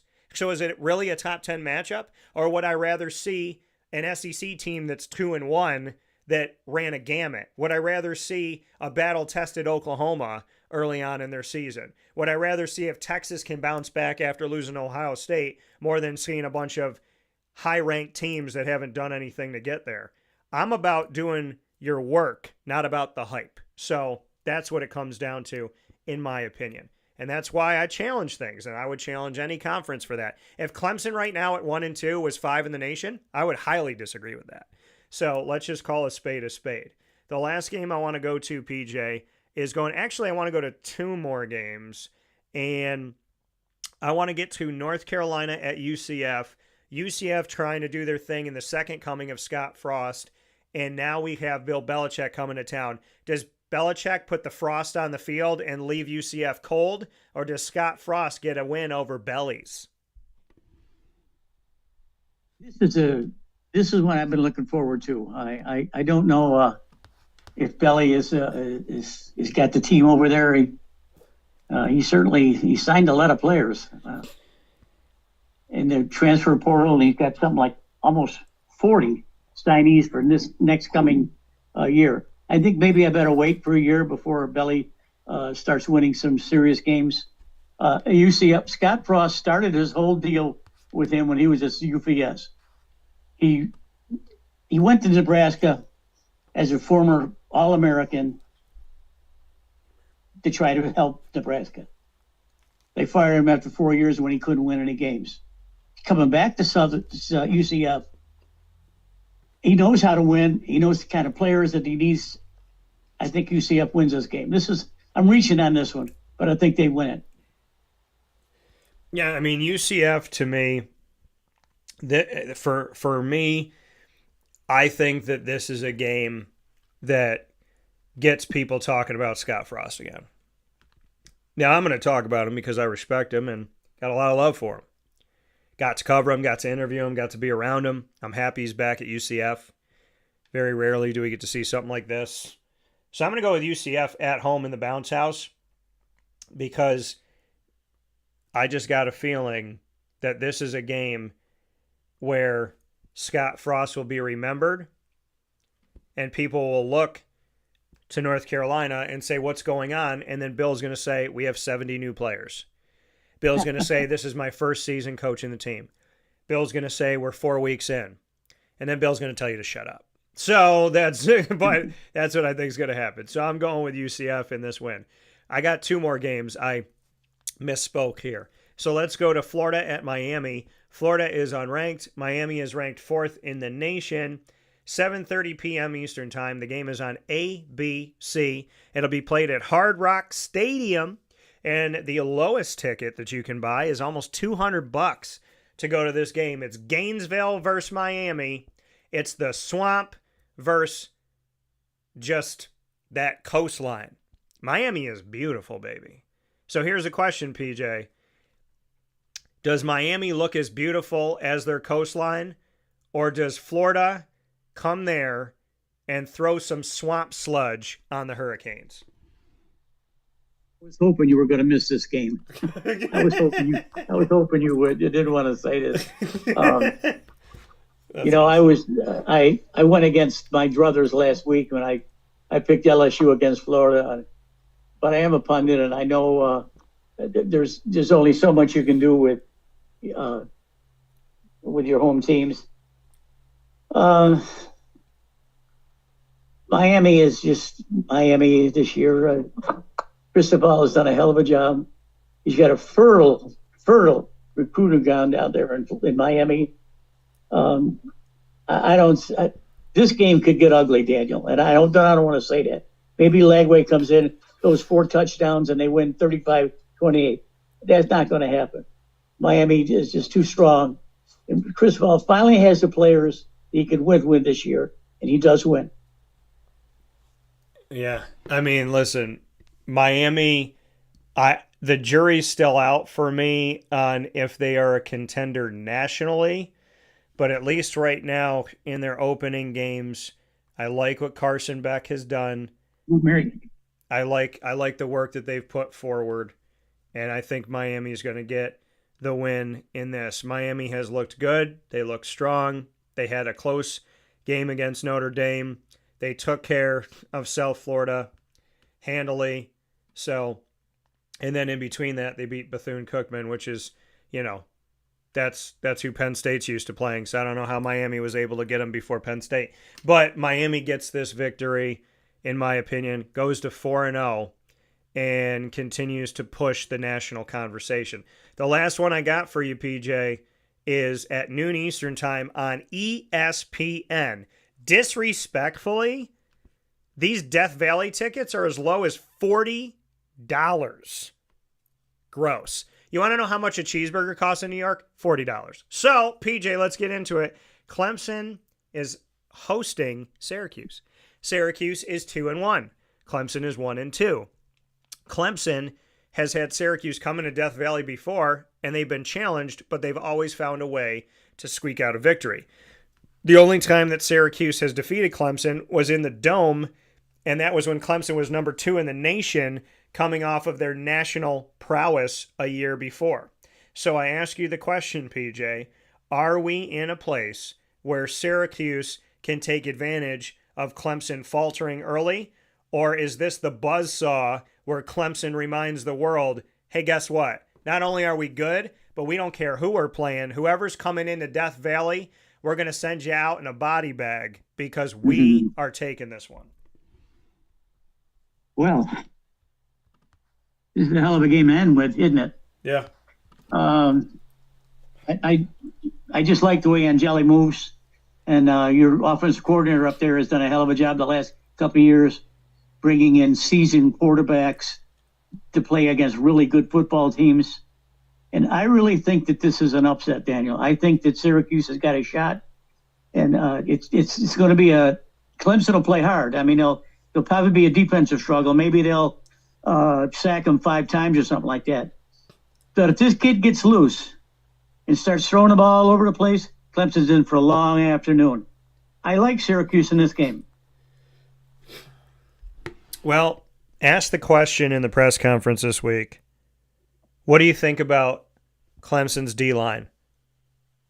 And Fran Brown said, those guys are effing nice. And he didn't say effing. Syracuse's offensive line concerns me. They have failed to protect. And Syracuse's defensive line has failed to get to the quarterback. David Reese is looking for a come-out party. And if David Reese can make Death Valley his come-out party, Cade Klubnik is going to say, put 3 guys on that guy. Because David Reese is a monster. And it's not an if, it's a when. And when he hits you, he's going to hit you with everything he's been trying to do for 3 weeks. I think this is the battle of line versus line. This is the battle of the trenches. Syracuse needs a healthy Yasin Willis to help out Will Nixon in the backfield. The wide receiving core for Syracuse is strong, but Steve Angeli needs the time to get him the ball. This comes down with, can Syracuse's offensive line protect, and can their defensive line harass? I think on Saturday, I'm going to be making this noise. And that is because I'm going to be watching a field goal at the end of the game where the Syracuse Orange get a victory and they go to 3-1. I'm going with Syracuse to upend Clemson in Death Valley, something they got really close to doing. And the first pick 6 that Trevor Lawrence ever threw in his career in college, guess who he threw it to? Syracuse. In where? Death Valley. To my boy, Garrett Williams, who's now in the NFL. So, I'm going with Syracuse to win this game. P to the jizzle, J. Edgar Twizzle. We're going to take a step aside here. When PJ and I come back, we will talk with you about the NFL. We'll let you know what happened in Week 2. How right were we or how wrong were we in NFL Week 2? We'll get to that and more, and we'll make our picks for Week 3. Right after this fast break on Wake Up Call with Dan Tortora. Stay with us. In these unique times, there are those in our community that give us a sense of normalcy and positivity. Pizza Man on 50 Oswego Street in Baldwinsville has been here for you for over 35 years and is here now. Call 315-638-1234 or order online at pizzamanbville.com to bring those familiar tastes into your home. And remember to come see our monthly on-site broadcasts centered around the community and our Baldwinsville Bees. Pizza Man in Baldwinsville. Any way you slice it, they are always here for you.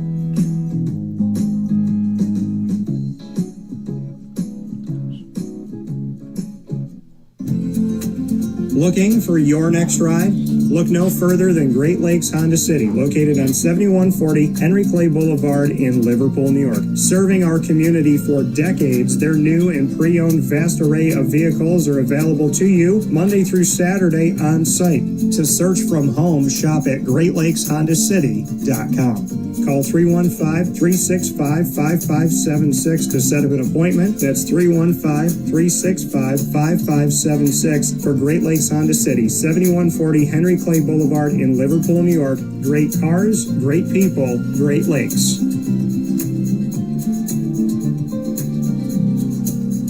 All right, you need to come out here and get yourself the Brooklyn Pickle. I was talking about this with one of my buddies. I was like, yo, There's no better sandwich in the state of New York than the Brooklyn Pickle. And now that I found out that they're going down to North Carolina, we are taking over your taste buds everywhere you are, wherever you're going to be.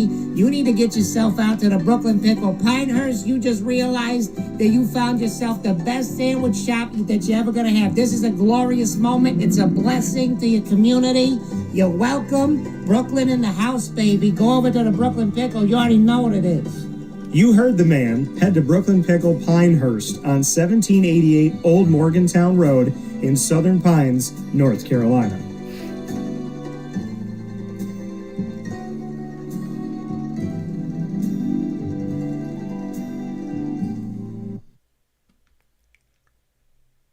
And now a message from Myers Creek Brewing Company, with locations at their Cazenovia Farm Brewery, Syracuse Inner Harbor Tap Room, and soon-to-be Lake Placid Tap Room. Well, I think first and foremost, the Feldmeyer family and our team are extremely passionate about what we do. We care very much about what we do. The Feldmeyer family is always investing. Our taproom management team, our brew management team, our marketing management team, and all of the team members that get after it every day, they leave it on the field. They put their heart and soul into it. I know for a fact that everyone that works at Myers Creek wants to be there, and we want them to be there. You know, we want them to feel good about their job. And again, if you've never been to Myers Creek, especially to the brewery, I mean, I want your eyes to open really big. I want you to see how big of a brand this is. I want you to see where we're going. The sky is the limit, and I feel very proud of that, and I'm very excited about that.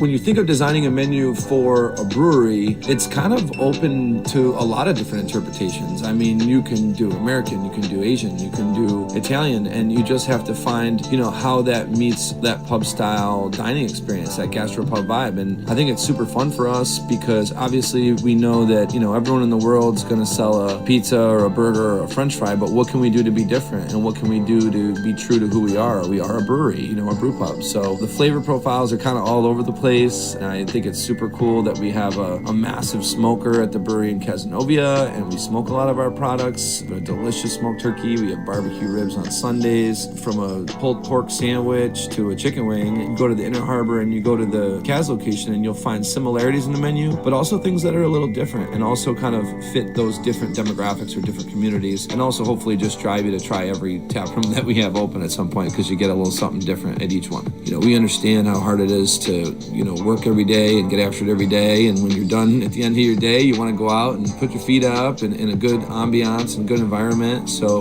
we take pride in that. We make sure that everyone knows that they're very much valued to us.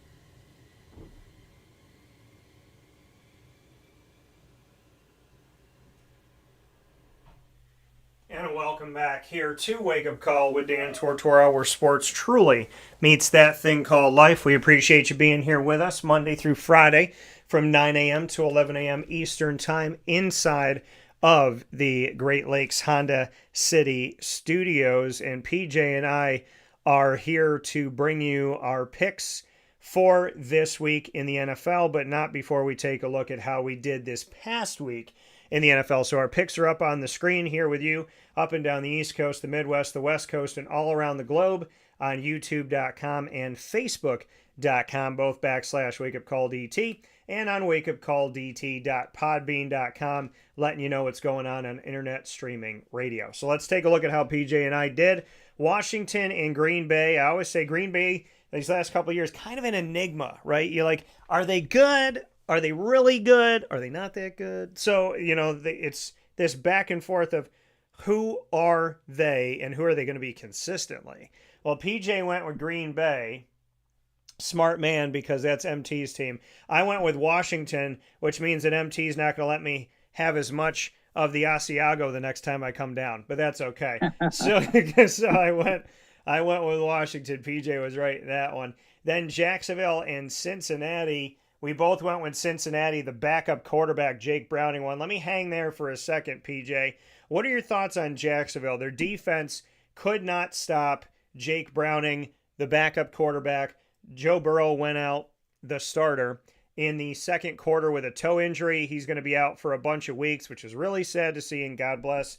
He'll be okay, have a full recovery, and be right back at it. Jake Browning is no slouch, but this Jacksonville defense struggled so much, and they struggled to the point where they released their safety, Darnell Savage. What are your thoughts, PJ? I don't know if there's a little bit of dissension in Jacksonville right now. Cohen looks like he's a pretty vociferous kind of coach. He doesn't mind getting in guys' faces, including his own quarterbacks. So, look, Jacksonville had the game wrapped up with Joe Burrow limping off the damn field. They could not take advantage of it. They played poorly in the last quarter. They should have won the game going away with one of the best, probably the best, in my opinion, one of the top 3 quarterbacks in the league, and they couldn't do it. You have to be to have a good team in the NFL. You're supposed to be able to beat teams in situations like this. Yeah. When the top quarterback is out, you need to win. I don't care how good the backup is. You're supposed to win, and they didn't win. Yeah. I mean, you go up against a backup quarterback. Your defense needs to play well against the starters. They definitely have to play well against the backup. And Jacksonville struggled, and they struggled in such a big way that Darnell Savage is no longer a part of the team, and they made a move to bring in another safety. I do want to hang with Jacksonville for 1 second here as PJ and I go on the prowl and taking a look at this, PJ, for the Jaguars in my coverage of Jacksonville, which has been 14 years now, 15 years now that I've covered the Jaguars. So taking a look at where things are at, Ezra Cleveland on the offensive line, he's injured. Behind him, Wyatt Millum, he's injured. Cooper Hodges, he's injured. So you got Walker Little, you got Robert Hainsey at center, you got Patrick McCarry and Anton Harrison. Outside of Walker Little and Anton Harrison, of the healthy offensive line, none of these guys are household names. They may not even be known by the Jaguars fans of consistency on this offensive line. Guys that have been leading. That's we talk about the trenches with Jacksonville, with Syracuse and Clemson, and that's going to decide who's going to win this game. When we look at Jacksonville and saying that you win games in the trenches, this has been an issue, a glaring issue for the Jacksonville Jaguars. That's why I get upset when people blame Trevor Lawrence, because the reality of it all is this offensive line, I look at them, I'm looking at the depth chart right now. I don't trust these guys to protect. I look at this offensive line and I say to myself, where's the depth? Where's the consistency? Where's the all-pros? It doesn't matter year to year who's been on this offensive line. They don't stay healthy, which makes me sit here and wonder to myself, what's going on with Jacksonville's nutrition? What's going on with their strength and conditioning? Because when you got an offensive line and they get injured, you say, okay, well, these two guys, things happen, you can't control it. But every year, injuries. Every year, different players go down. Every year, people can't seem to stay healthy. That's got to be a strength and conditioning thing. It's got to be a nutrition thing. Because you can't call something a coincidence when it happens with different guys every year on the same team. And it's frustrating and unnerving because everybody wants to blame Trevor Lawrence, but when he's running for his life all the time, how can you blame Trevor Lawrence? Walker Little didn't have a good game. This offensive line has been an issue for Jacksonville for a very long time, and they're not addressing it. And that's why there's no hidden thing going on that nobody can figure out. It's an offensive line issue, and it's clear. And they know that. And then when you look at their safety position, you got Dewey, Andrew Wingard. He's been a guy who's been with Jacksonville for a long time, but you get rid of your strong safety, Andre Sisco, and now what happens with your team? You stink. That safety position, Dewey does everything he possibly can. Antonio Harrison was brought in. Now you got Eric Murray now. You got Lane on the team as well. Eric Murray got an interception in the loss. But I'm circling that safety position saying, man, it would have been great if you extended Andre Sisco. I like their linebackers. Tyson Campbell's done some good things in these first 2 weeks. But PJ, this isn't rocket science. There's no mystery thing going on here. Jacksonville's offensive line never stays healthy. It doesn't matter who the names are. They don't protect. They're not consistent.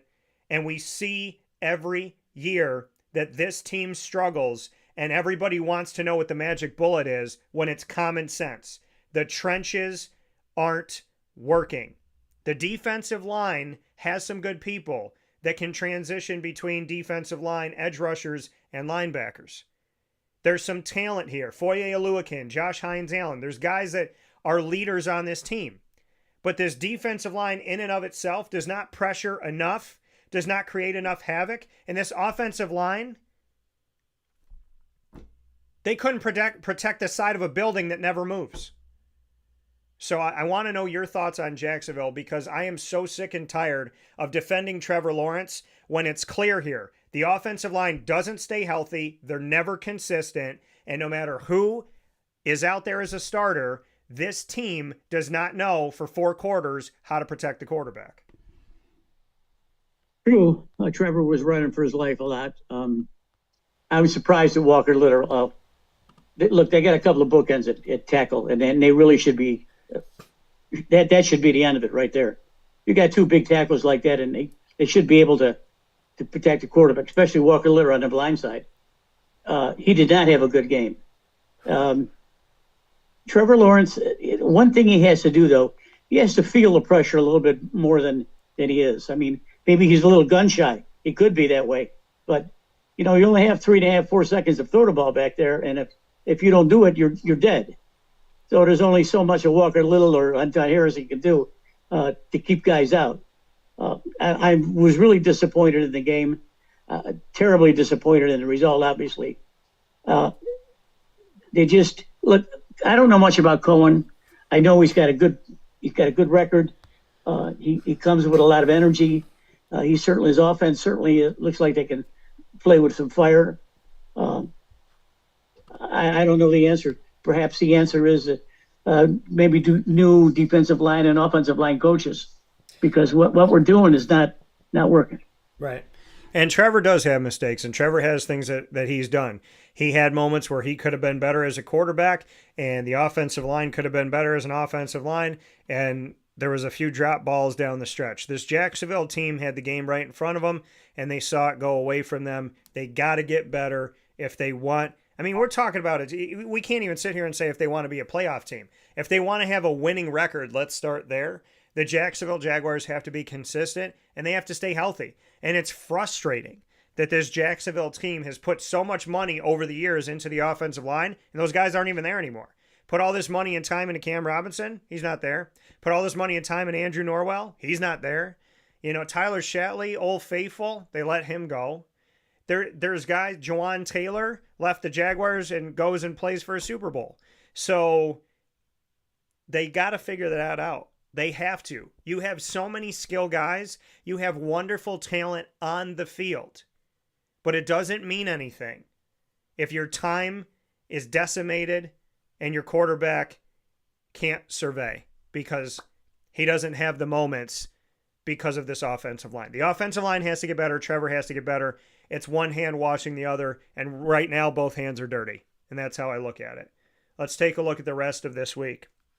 The Cowboys beat the Giants in overtime in an instant classic in AT&T Stadium in Arlington, Texas, 40-37. That was an awesome game. If you thought that Russell Wilson can't sling it, you obviously found out that was wrong. Gets a victory there. Detroit took out the week before on Chicago, said, guess what? Whoever's in front of us is going to get a lashing because Detroit losing to Green Bay on the road, they didn't like it. So what did they do to Chicago? They put up 52 points in the game and won by 31. They won by more. Their point differential was more than Chicago scored. Their point differential was 31. Chicago only scored 21 points in the game. The Rams beat Tennessee, which we both thought was going to happen. So we got that victory and locked that up. And then the next one that we have coming up here, taking a look back at last week, Miami did get 27 on New England, and that was on the road for New England. We had New England winning, and guess what? That's a win for Mike Vrabel as the head coach of the New England Patriots. So the Patriots right now, taking a look at it, are 1-1 after losing to the Raiders. After losing that game at home. They won on the road at Miami for Mike Vrabel's first win back in Foxborough, and that wonderful area in the Northeast that they call New England. The next one that we have going on, San Francisco and New Orleans. Neither one of us trust New Orleans, so we went with the backup quarterback for San Fran, Mac Jones. And Mac Jones did what? He threw a touchdown pass to Luke Farrell. And guess what's ironic? Luke Farrell and Mac Jones, both former Jaguars. And they linked up in this game to get the victory on the road against a New Orleans team that can't figure out how to really honestly beat anybody. New Orleans lost to San Fran and Arizona in the first 2 weeks, and ironically, those teams will play each other this week. Buffalo and the Jets. Buffalo blew out the Jets 30-10 in this matchup. Unfortunately, Justin Fields, due to a concussion, and God willing, he'll be well and heal up soon and heal for good. Justin Fields is ruled out for this game, which means Tyrod Taylor, a former Jet and former Bill, is going to be their starting quarterback for this week. The next game that we had that we predicted, Pittsburgh lost to Seattle 31-17 in a replay of a Super Bowl that had Ben Roethlisberger losing to Russell Wilson, so we got that one wrong. And then Baltimore took care of Cleveland 41-17. That was a practice game for Baltimore. I think they're awarded a 4th preseason game for that. Then we had Denver go up in their game, and Denver lost to Indianapolis, who came all the way back. Daniel Jones is 2-0, and he's letting them know. 29-28, Denver loses the game by 1 point there. And then the next one that we have up here brings us to Arizona, who defeated Carolina at home. So Arizona gets the win. PJ and I had that. But kudos to Carolina. Tetaroa McMillan's doing a heck of a job as their rookie wide receiver. The irony is Tetaroa went up against Arizona after playing for Arizona, the Wildcats, in college football. And then Philadelphia, in the replay of this past year's Super Bowl, Philadelphia beat Kansas City. I had Philly. PJ picked Kansas City. Kansas City is 0-2 on the season. And then Minnesota loses at home to Hotlanta 22-6. So PJ and I got that one wrong. Minnesota struggled to score, and now they'll be without J.J. McCarthy this week. As guess who gets to start? Carson Wentz. God bless, and hopefully we will see a healthy J.J. McCarthy after he missed all last year due to injury. Then the 2 Monday night games, Tampa took down Houston. PJ and I had that one wrong. And the Los Angeles Chargers, man, that game was ugly. They won 20-9 over the Raiders. So they get that victory there. Shout out to the Boom. So PJ went 1, 2, 3, 4, 5, 6, 7, 8, 9, 10, 11 wins, which puts him at 11-5. And I went with 1, 2, 3, 4, 5, 6, 7, 8, 9, 10, 11 as well. We just had some different ones here. So PJ and I with some good records coming out of week 2, both at 11-5. So let's make our picks for week 3, PJ, here on Wake Up Call with Dan Tortora, where sports meets life. I'll defer to you, PJ, as always, first. So give me your picks. We'll start week 3 with Thursday Night Football, which is tonight, and that is Miami at Buffalo. What do you got? Buffalo easy. Yeah, I got Buffalo in this game as well. I don't think it's going to be too much of a test. Green Bay at Cleveland, PJ, what do you got? I think Green Bay's for real this year. I know I was chastising Jordan Love a little bit last couple of years, but looks like he's going to be a stud. So I think he carries forward. Yeah, AFC matchup, we have Indianapolis at Tennessee. So what do you have for Indy at Tennessee? I think Indy comes through. Yeah, I have Indy winning this game as well, so we'll catch up here on the screen. We both went with Buffalo. We both went with Green Bay. And PJ and I both going with Indy on the road. Daniel Jones looking pretty darn good in Indianapolis Colts gear. He went from wearing Navy to wearing Navy, from Giants to the Colts, but looking good. And guess what? He played for Duke, and those Colts jerseys look almost the same as the Duke jerseys. So shout out to him for that. Or shout out to the fact that he's doing well in a familiar jersey. Maybe that's all it took. Cincinnati at Minnesota, what do you got? 2 backups. This is huge. I mean, you may have two quarterbacks. The starting quarterbacks could be on the shelf. you know, I don't know Joe Burrow's not going to play this game. Nope. No. I got to go against Joe Burrow. So PJ's going with Minnesota at home. Minnesota and Carson Wentz. I think Wentz is going to air it out. I picked Minnesota last week with JJ. I'll pick him this week with Carson Wentz. If they're wrong for me 2 weeks in a row, I might never pick Minnesota again. I'm just kidding. But I'm going Minnesota in this game to get the victory of backup quarterbacks, Browning versus Wentz. Next one we got, PJ, Pittsburgh at New England.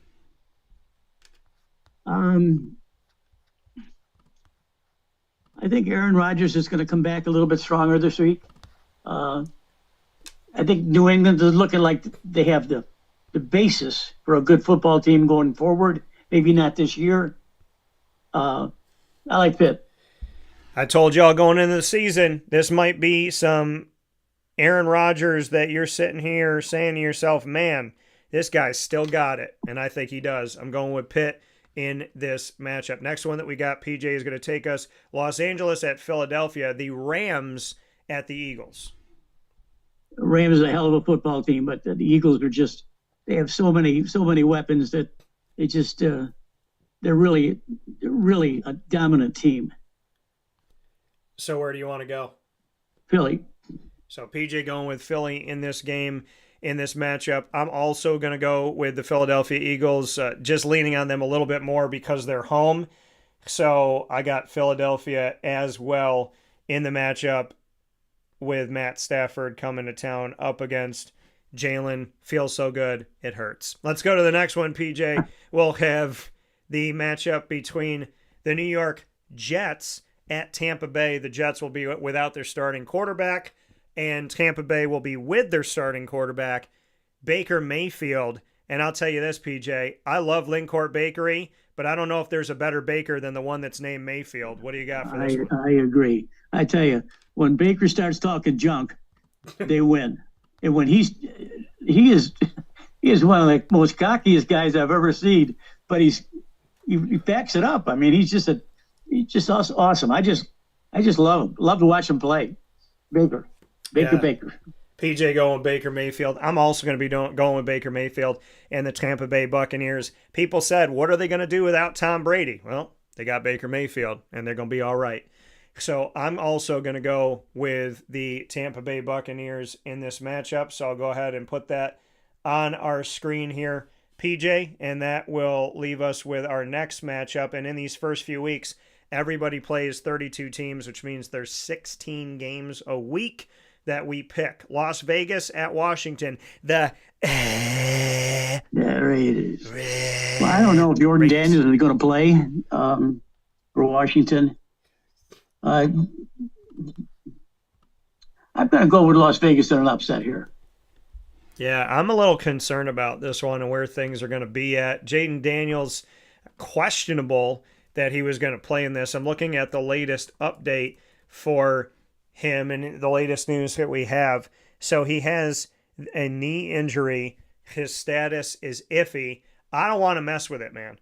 If you got him injured right now, you want to get him healed up and ready, and you don't want to do what other teams have done in the past, which is play their guy when he's injured and be like, hey, you know what? Let's keep playing with him like they did with Julio Jones in Atlanta at wide receiver. We're going to keep having him play on an injury, and he'll be, because we need him right now, and then they end up losing him for the rest of the season. I'd rather him get better now, heal himself up, and then move forward. I don't know if this game is going to be pretty, but I'm going to go with the Raiders to get this win, and I'm going to go with Ashton Genty, who I absolutely love, from Boise State and the Smurf Turf.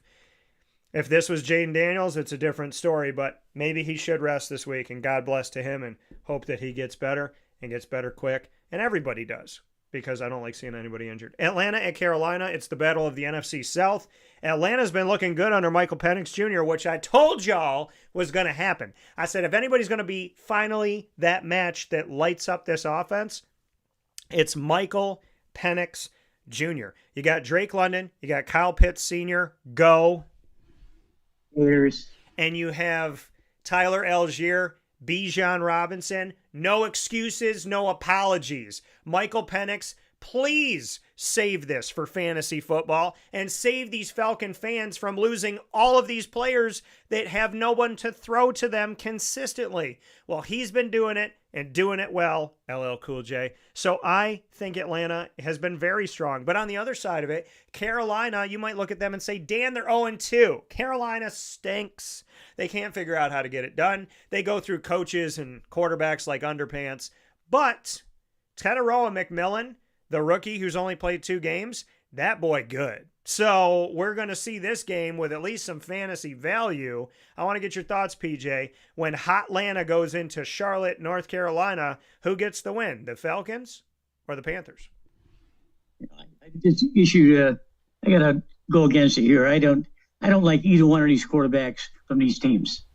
I never liked the Carolina quarterback, and I don't like Penix. I think Carolina wins it because they're at home, but just to me, it's a terrible game to watch.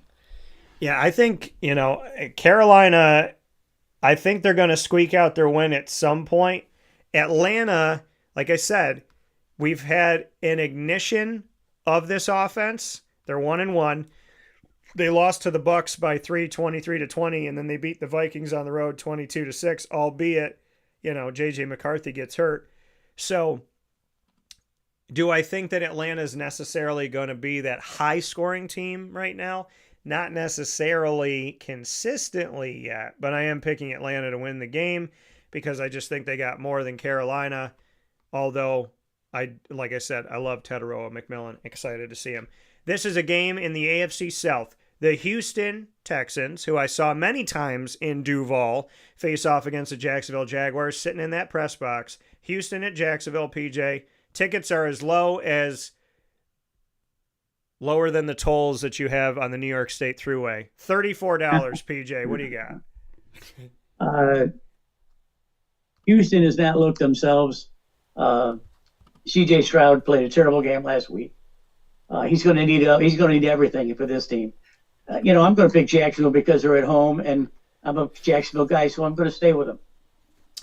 Yeah, PJ going with the Jaguars at home. I think this is going to be an overtime game, and I think it's going to be like a 23-20 game. I'm going to pick Jacksonville to win this game and squeak it out only because of what you said that I agree with, which Houston does not look great. They should be a team that should come in here and score 30 or 40 points. I'm concerned with Houston right now, and I think Jacksonville does enough at home to get the win. Denver at the Los Angeles Chargers. Denver lost a close one. The Chargers beat a team that couldn't get in the end zone. What do we have for this one, PJ? The Chargers. I love both LA teams this year. So PJ going with the Chargers in this matchup. This one's tough for me because I think Denver has a good team, but the Chargers are at home and Justin Herbert's doing his thing. Keenan Allen's back on the team. He got in the end zone in the game. I got to go with the Chargers to have the edge here at home. New Orleans at Seattle. Seattle's been subpar. New Orleans has been pitiful. What do you got? Stay with Seattle. This will be a terrible game to watch, too. So, PJ going with Seattle in this game at home. New Orleans has beaten no one but themselves, so I'm going to pick Seattle in this game as well. And we will agree on that one that the Seattle Seahawks will get a victory in this matchup. So let me go ahead and get Seattle on the screen here for the both of us. And then we'll go into this next matchup here, PJ, which will be Dallas at Chicago. Dallas has proven that they can score. They almost beat the Eagles in week 1, lost by 4. Chicago has not looked good. They're 0-2. They lost by 3 to the Vikings, who had J.J. McCarthy, and the doors got blown off of them on the road in Detroit. What do you have for this one? I think Dallas comes out on top here. Yeah, PJ, not a terrible game to watch. PJ going with them boys. I'm also going to pick the Cowboys in this to get a victory. So PJ and I both going with Dallas, and we have just a few more games to go as we take a look at this. So PJ going with Dallas, and my screen's going to get all pretty here and mess itself up. So let me go ahead and do this and correct this. So PJ, before we go into the next game, I'm going to ask you a question here as I reset the screen. So I want to get your thoughts on this. There are a bunch of teams in the NFL that have started 0-2. Of the teams that have started 0-2 this season, Carolina Panthers, Chicago Bears, Cleveland Browns, Houston Texans, Kansas City Chiefs, Miami Dolphins, New Orleans Saints, New York Giants, New York Jets, and the Tennessee Titans. Of those teams that I named here that have started 0-2, which team do you believe would make the playoffs? That's a no-brainer. It's Kansas City. Is there anybody else that you would say?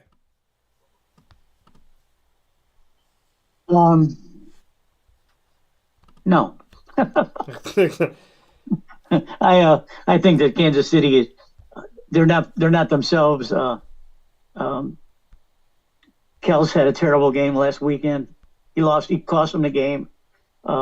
They just have too much talent. I don't think the game is past Andy Reid by any stretch of the imagination.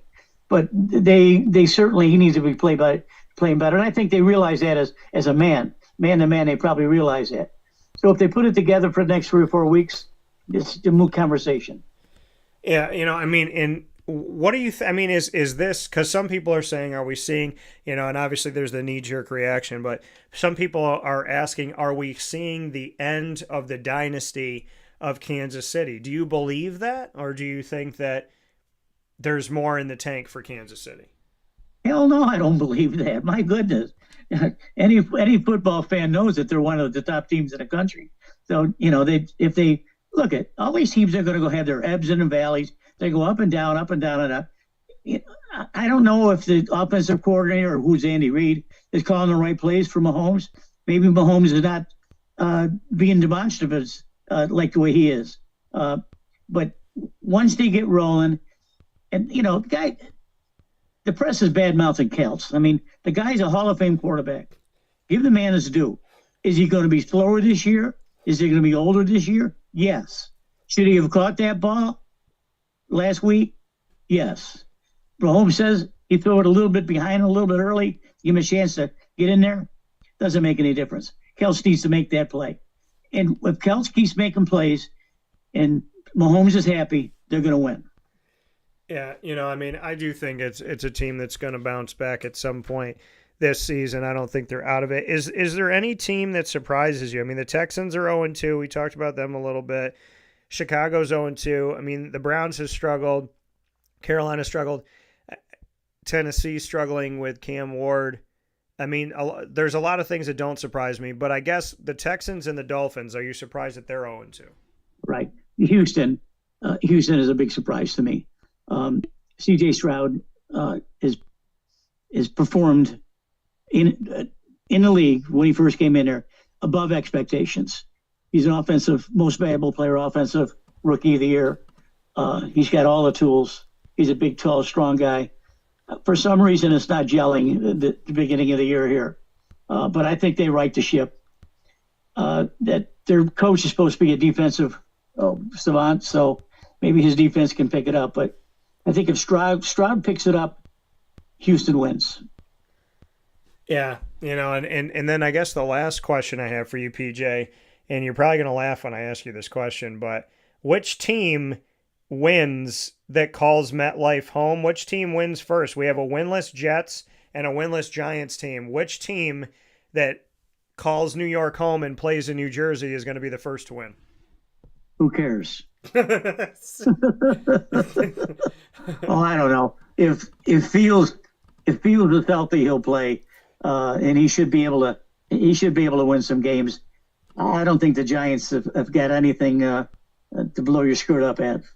So we had the Dallas Cowboys, and speaking of the Giants in the same division, PJ picking Dallas on the road at Chicago. I'm doing the same thing. PJ, let's go to the next game here, Arizona at San Francisco. As I said, the irony of this game is both of these teams played New Orleans this season. They both beat New Orleans, and now they're playing each other. Arizona at San Fran, what do you got? Well, the good news is that Purdy may play this week. And if he does play, it's a rout. If he doesn't play, it's probably a pick-em game. But I think San Francisco wins anyway. Yeah, I mean, this one's I think San Francisco has proven that they can win without Purdy, and it doesn't have to be Purdy. How about it? So, I think Arizona, Trey McBride, I was high on when he came into the league, and now people are high on him 3 years later.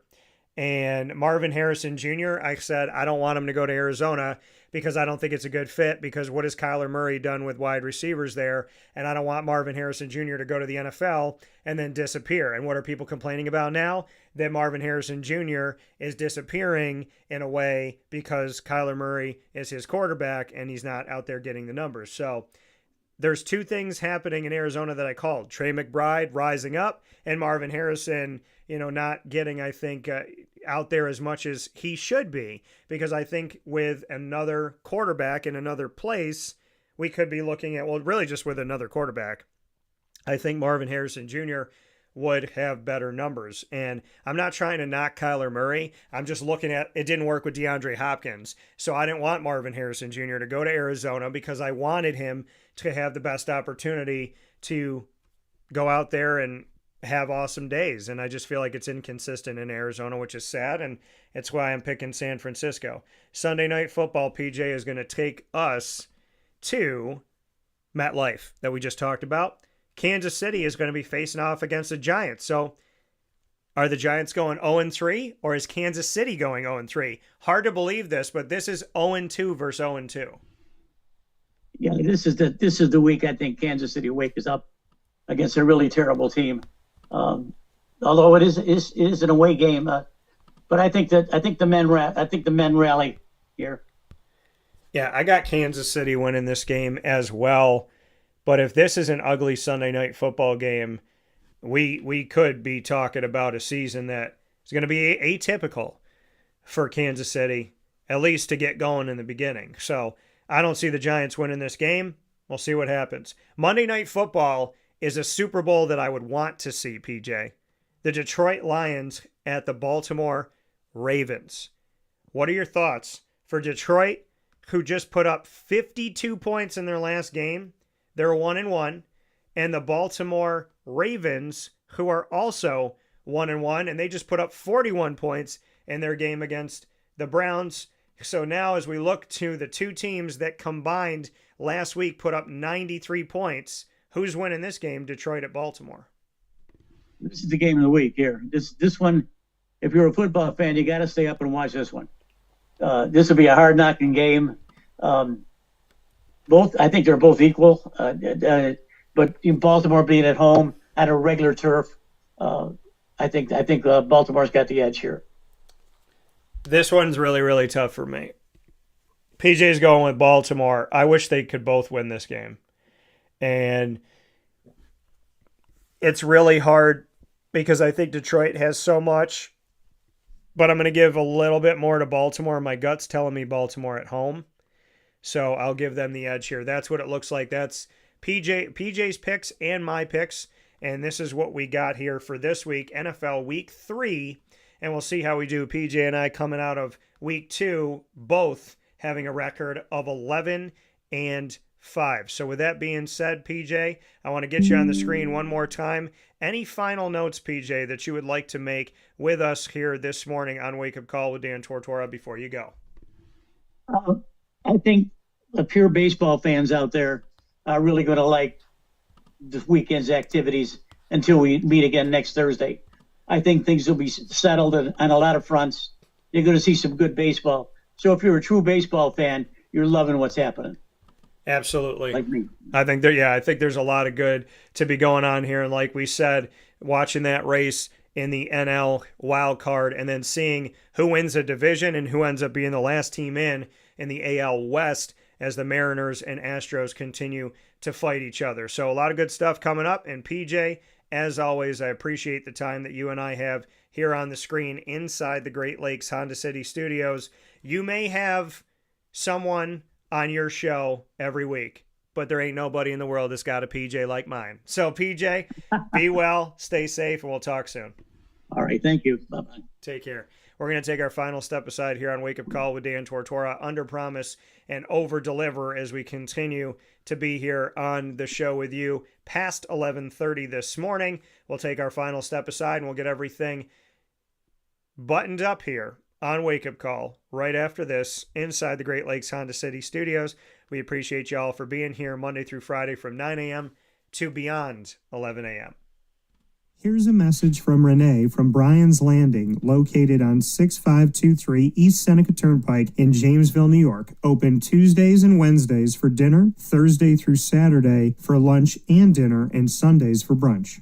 It's a lot like the way that my mom and dad ran their restaurant. We have put in place a lot of people that are family to us, very similar to how my dad hired people that were family to him. And then the tradition I'm carrying on is a lot of the items that are on our menu are my dad's. And he taught our chefs how to recreate his dishes. So I think that Tommy McInerney, who our executive chef is, to him it is an art. And I think that when he does create a dish, it's not just about making the food taste delicious, which is definitely our priority, but it's an art to him, and it's almost like his canvas on a plate where he just wants the colors to look great, and people love it because he takes pride in that. And Bryan and I appreciate that. We want it to obviously look good and taste good.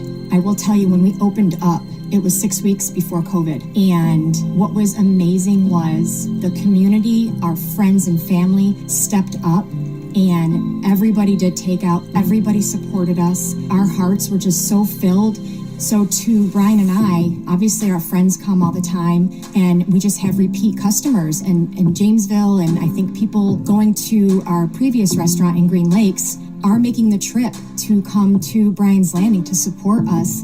And I mean, I think we have great food and a great atmosphere. So it's very, very important to us.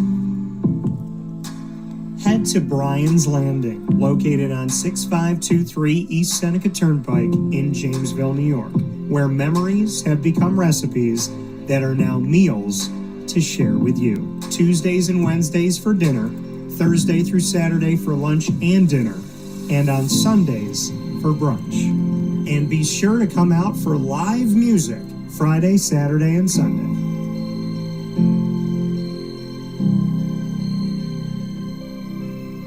Life gets busy, and sometimes that means us running around. So Canine Camp Dog Daycare offers you an opportunity to give your dog a place to stay while you take care of what you need to throughout the day. Canine Camp Dog Daycare is located on 228 Old Bridge Street in East Syracuse, New York. You can see it from the highway, and it's just off of Erie Boulevard across from BJ's Wholesale Club.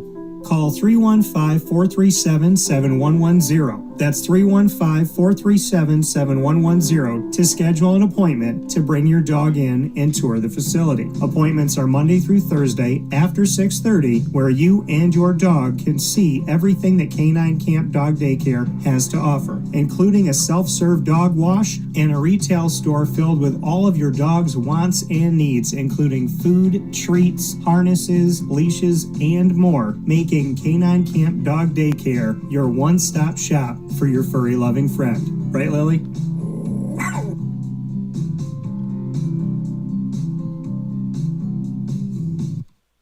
Carvel DeWitt, it's what happy tastes like. Do you know why? Because we make ice cream. Creamy, rich, flavorful ice cream. Not yogurt or iced milk like some of our competitors. Ice cream.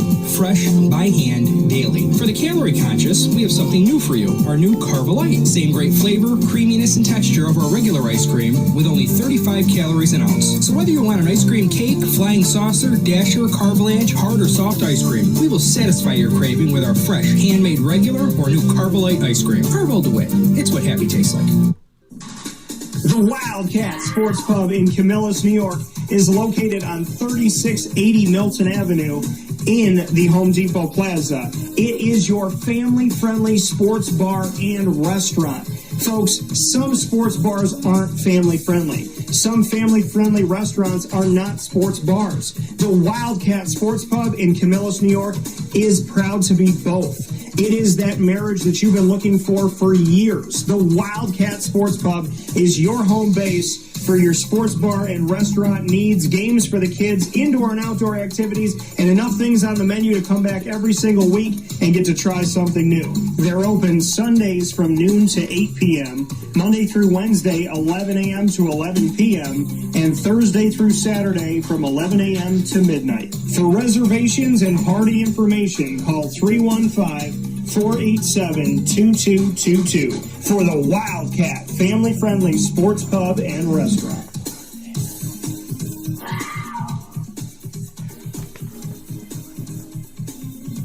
GG Cards and Breaks. Like, comment, subscribe.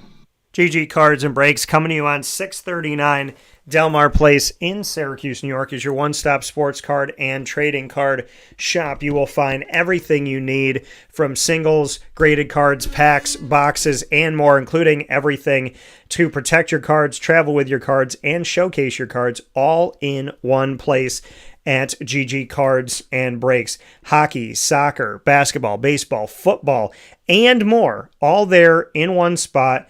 And I absolutely love, more than anything else, the fact that I could be a big kid when I'm at GG Cards and Breaks.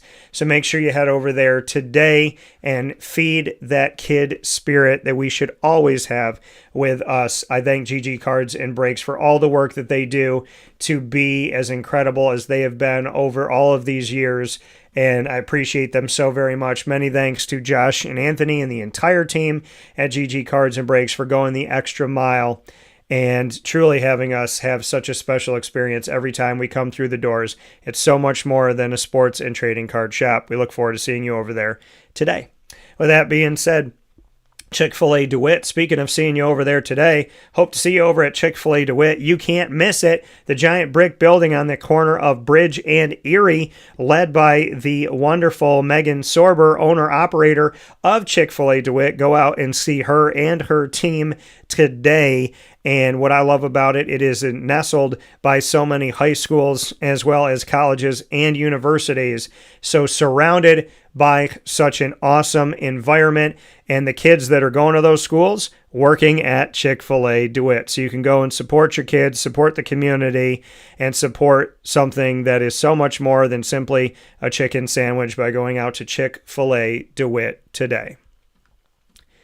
With that being said, here on Wake Up Call with Dan Tortora, I thank you for being a part of the broadcast. We have gotten to do so much this morning on the show, and I always love the time that we get to spend together. So thank you for your love and support. And of course, thank you for being with us on all of our many channels up and down the East Coast, the Midwest, the West Coast, and all around the globe on YouTube.com and Facebook.com, both /WakeUpCallDT and on WakeUpCallDT.podbean.com.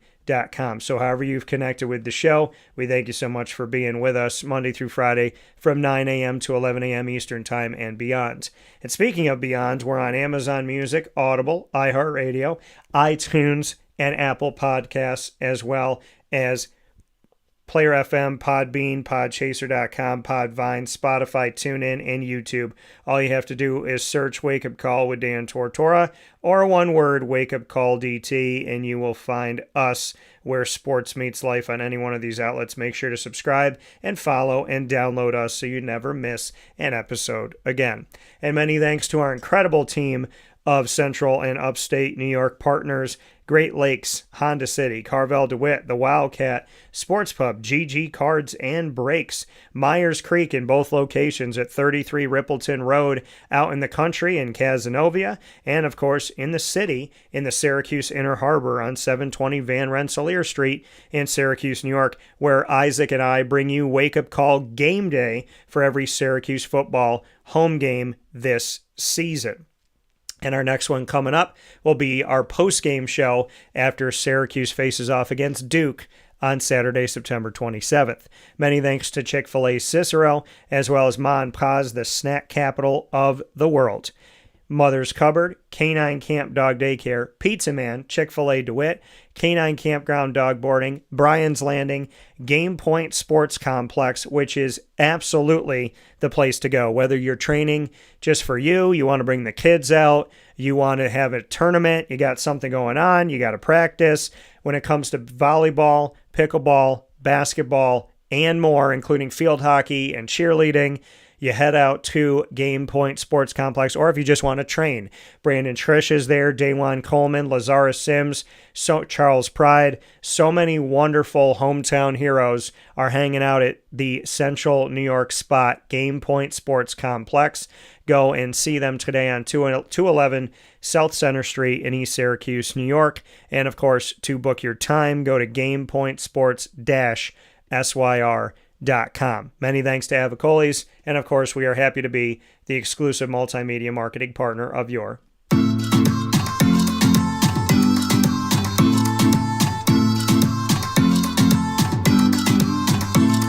Bryan and Stratton College Bobcats of Syracuse. The Bobcats are with us every month in the Bobcat Buzz. Student athletes, coaches, administration, and alumni join in the show. You can find all of our content of over 100 episodes by going to youtube.com/wakeupcalldt. Click subscribe, hit the notification bell, and find our BSC Syracuse playlist. You'll also find the Bobcats on wakeupcalldt.com's homepage and underneath the exclusive partners tab. For more information, go to syracuse.bscbobcats.com and go Bobcats.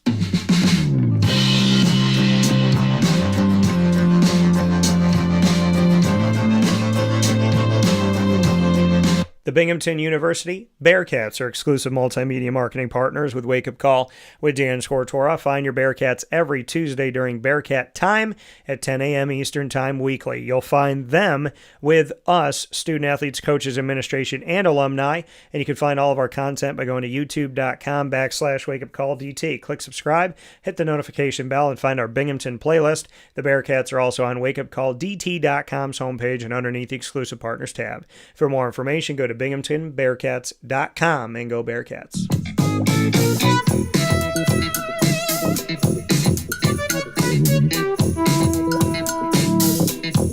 The Onondaga Community College Lasers are exclusive multimedia marketing partners with Wake Up Call with Dan Tortora. Find the Lasers in what we call the Laser Lounge every other Wednesday at 9 a.m. Eastern Time. So our last one we did this week on Wednesday, September 17th, which means we'll see you on October 1st, the first day of the month, and my buddy Ross's 39th birthday. We'll see you on October 1st at 9 a.m. Eastern Time with our next special with the OCC Lasers. If not, something surprising coming before then. Maybe a little bonus.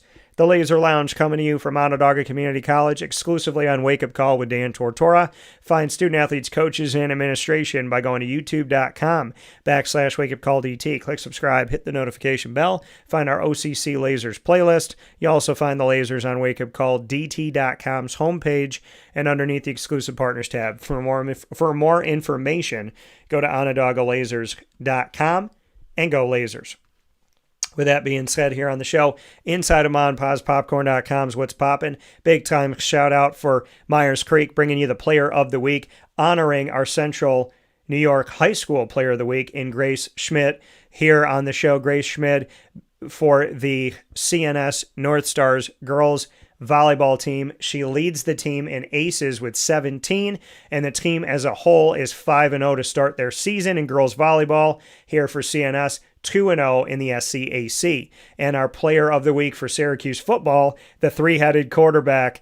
And I don't think I've ever seen something like this happen live, where three quarterbacks on the same team score in the same game. Steve Angeli, Ricky Collins Jr., and Luke Carney all got into the end zone for Syracuse, making them my three-headed Player of the Week for Syracuse football, brought to you by Myers Creek. And many thanks to Papa Joe, of course, for our coverage of Major League Baseball, the wild card, and our picks for college football week 3, recapping, making our picks for week 4, and then recapping NFL week 2 and making our picks for NFL week 3.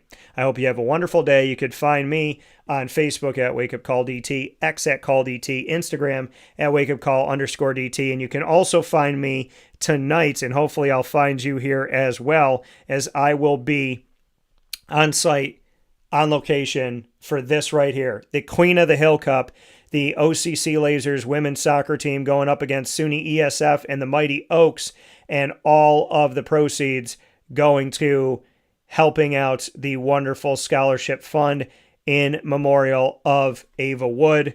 Ava, I know you're up in heaven. watching us all. I had a great conversation with head coach of the OCC Lasers women's soccer team, Sean St. Dennis, and student athlete and goalkeeper Gianna Wood about Ava Wood. You can go back and watch that on YouTube and Facebook.com, both /WakeUpCallDT. And I look forward to seeing you at OCC tonight as we celebrate Ava and have some fun at OCC in the soccer world. So have a wonderful day. And as always, as we tell you on Wake Up Call, I would love to say to you, but before I say it, I do want to make this note here. There's one more thing that I want to share because I'd be remiss if I didn't. So I told you the women's soccer team is starting off their season tonight at home. They've been on the road for their first 3 games. They'll be at home at 5 o'clock, and then the men will be at home in their home opener at 7 p.m., and so that game is going to happen tonight also against SUNY ESF. The Queen of the Hill and the King of the Hill, both happening tonight at OCC, 5 p.m. We will see the women's soccer team, and 7 p.m. approximately, we'll see the men's soccer team, both on the Chuck Wilbur Field at OCC, face off against SUNY ESF for the Queen of the Hill and the King of the Hill. It is the home opener in the 2025 season for OCC women's and men's soccer. We look forward to seeing you come out and support Sean St. Dennis, Tom Bonus, and the student athletes, and of course support Ava Wood for the doubleheader home opener for OCC women's and men's soccer tonight for the Lasers. I'll be out there. I hope you will be too. And now I can say from the Great Lakes Honda City Studios, God bless, no stress, do your best. Stay safe and have a wonderful day.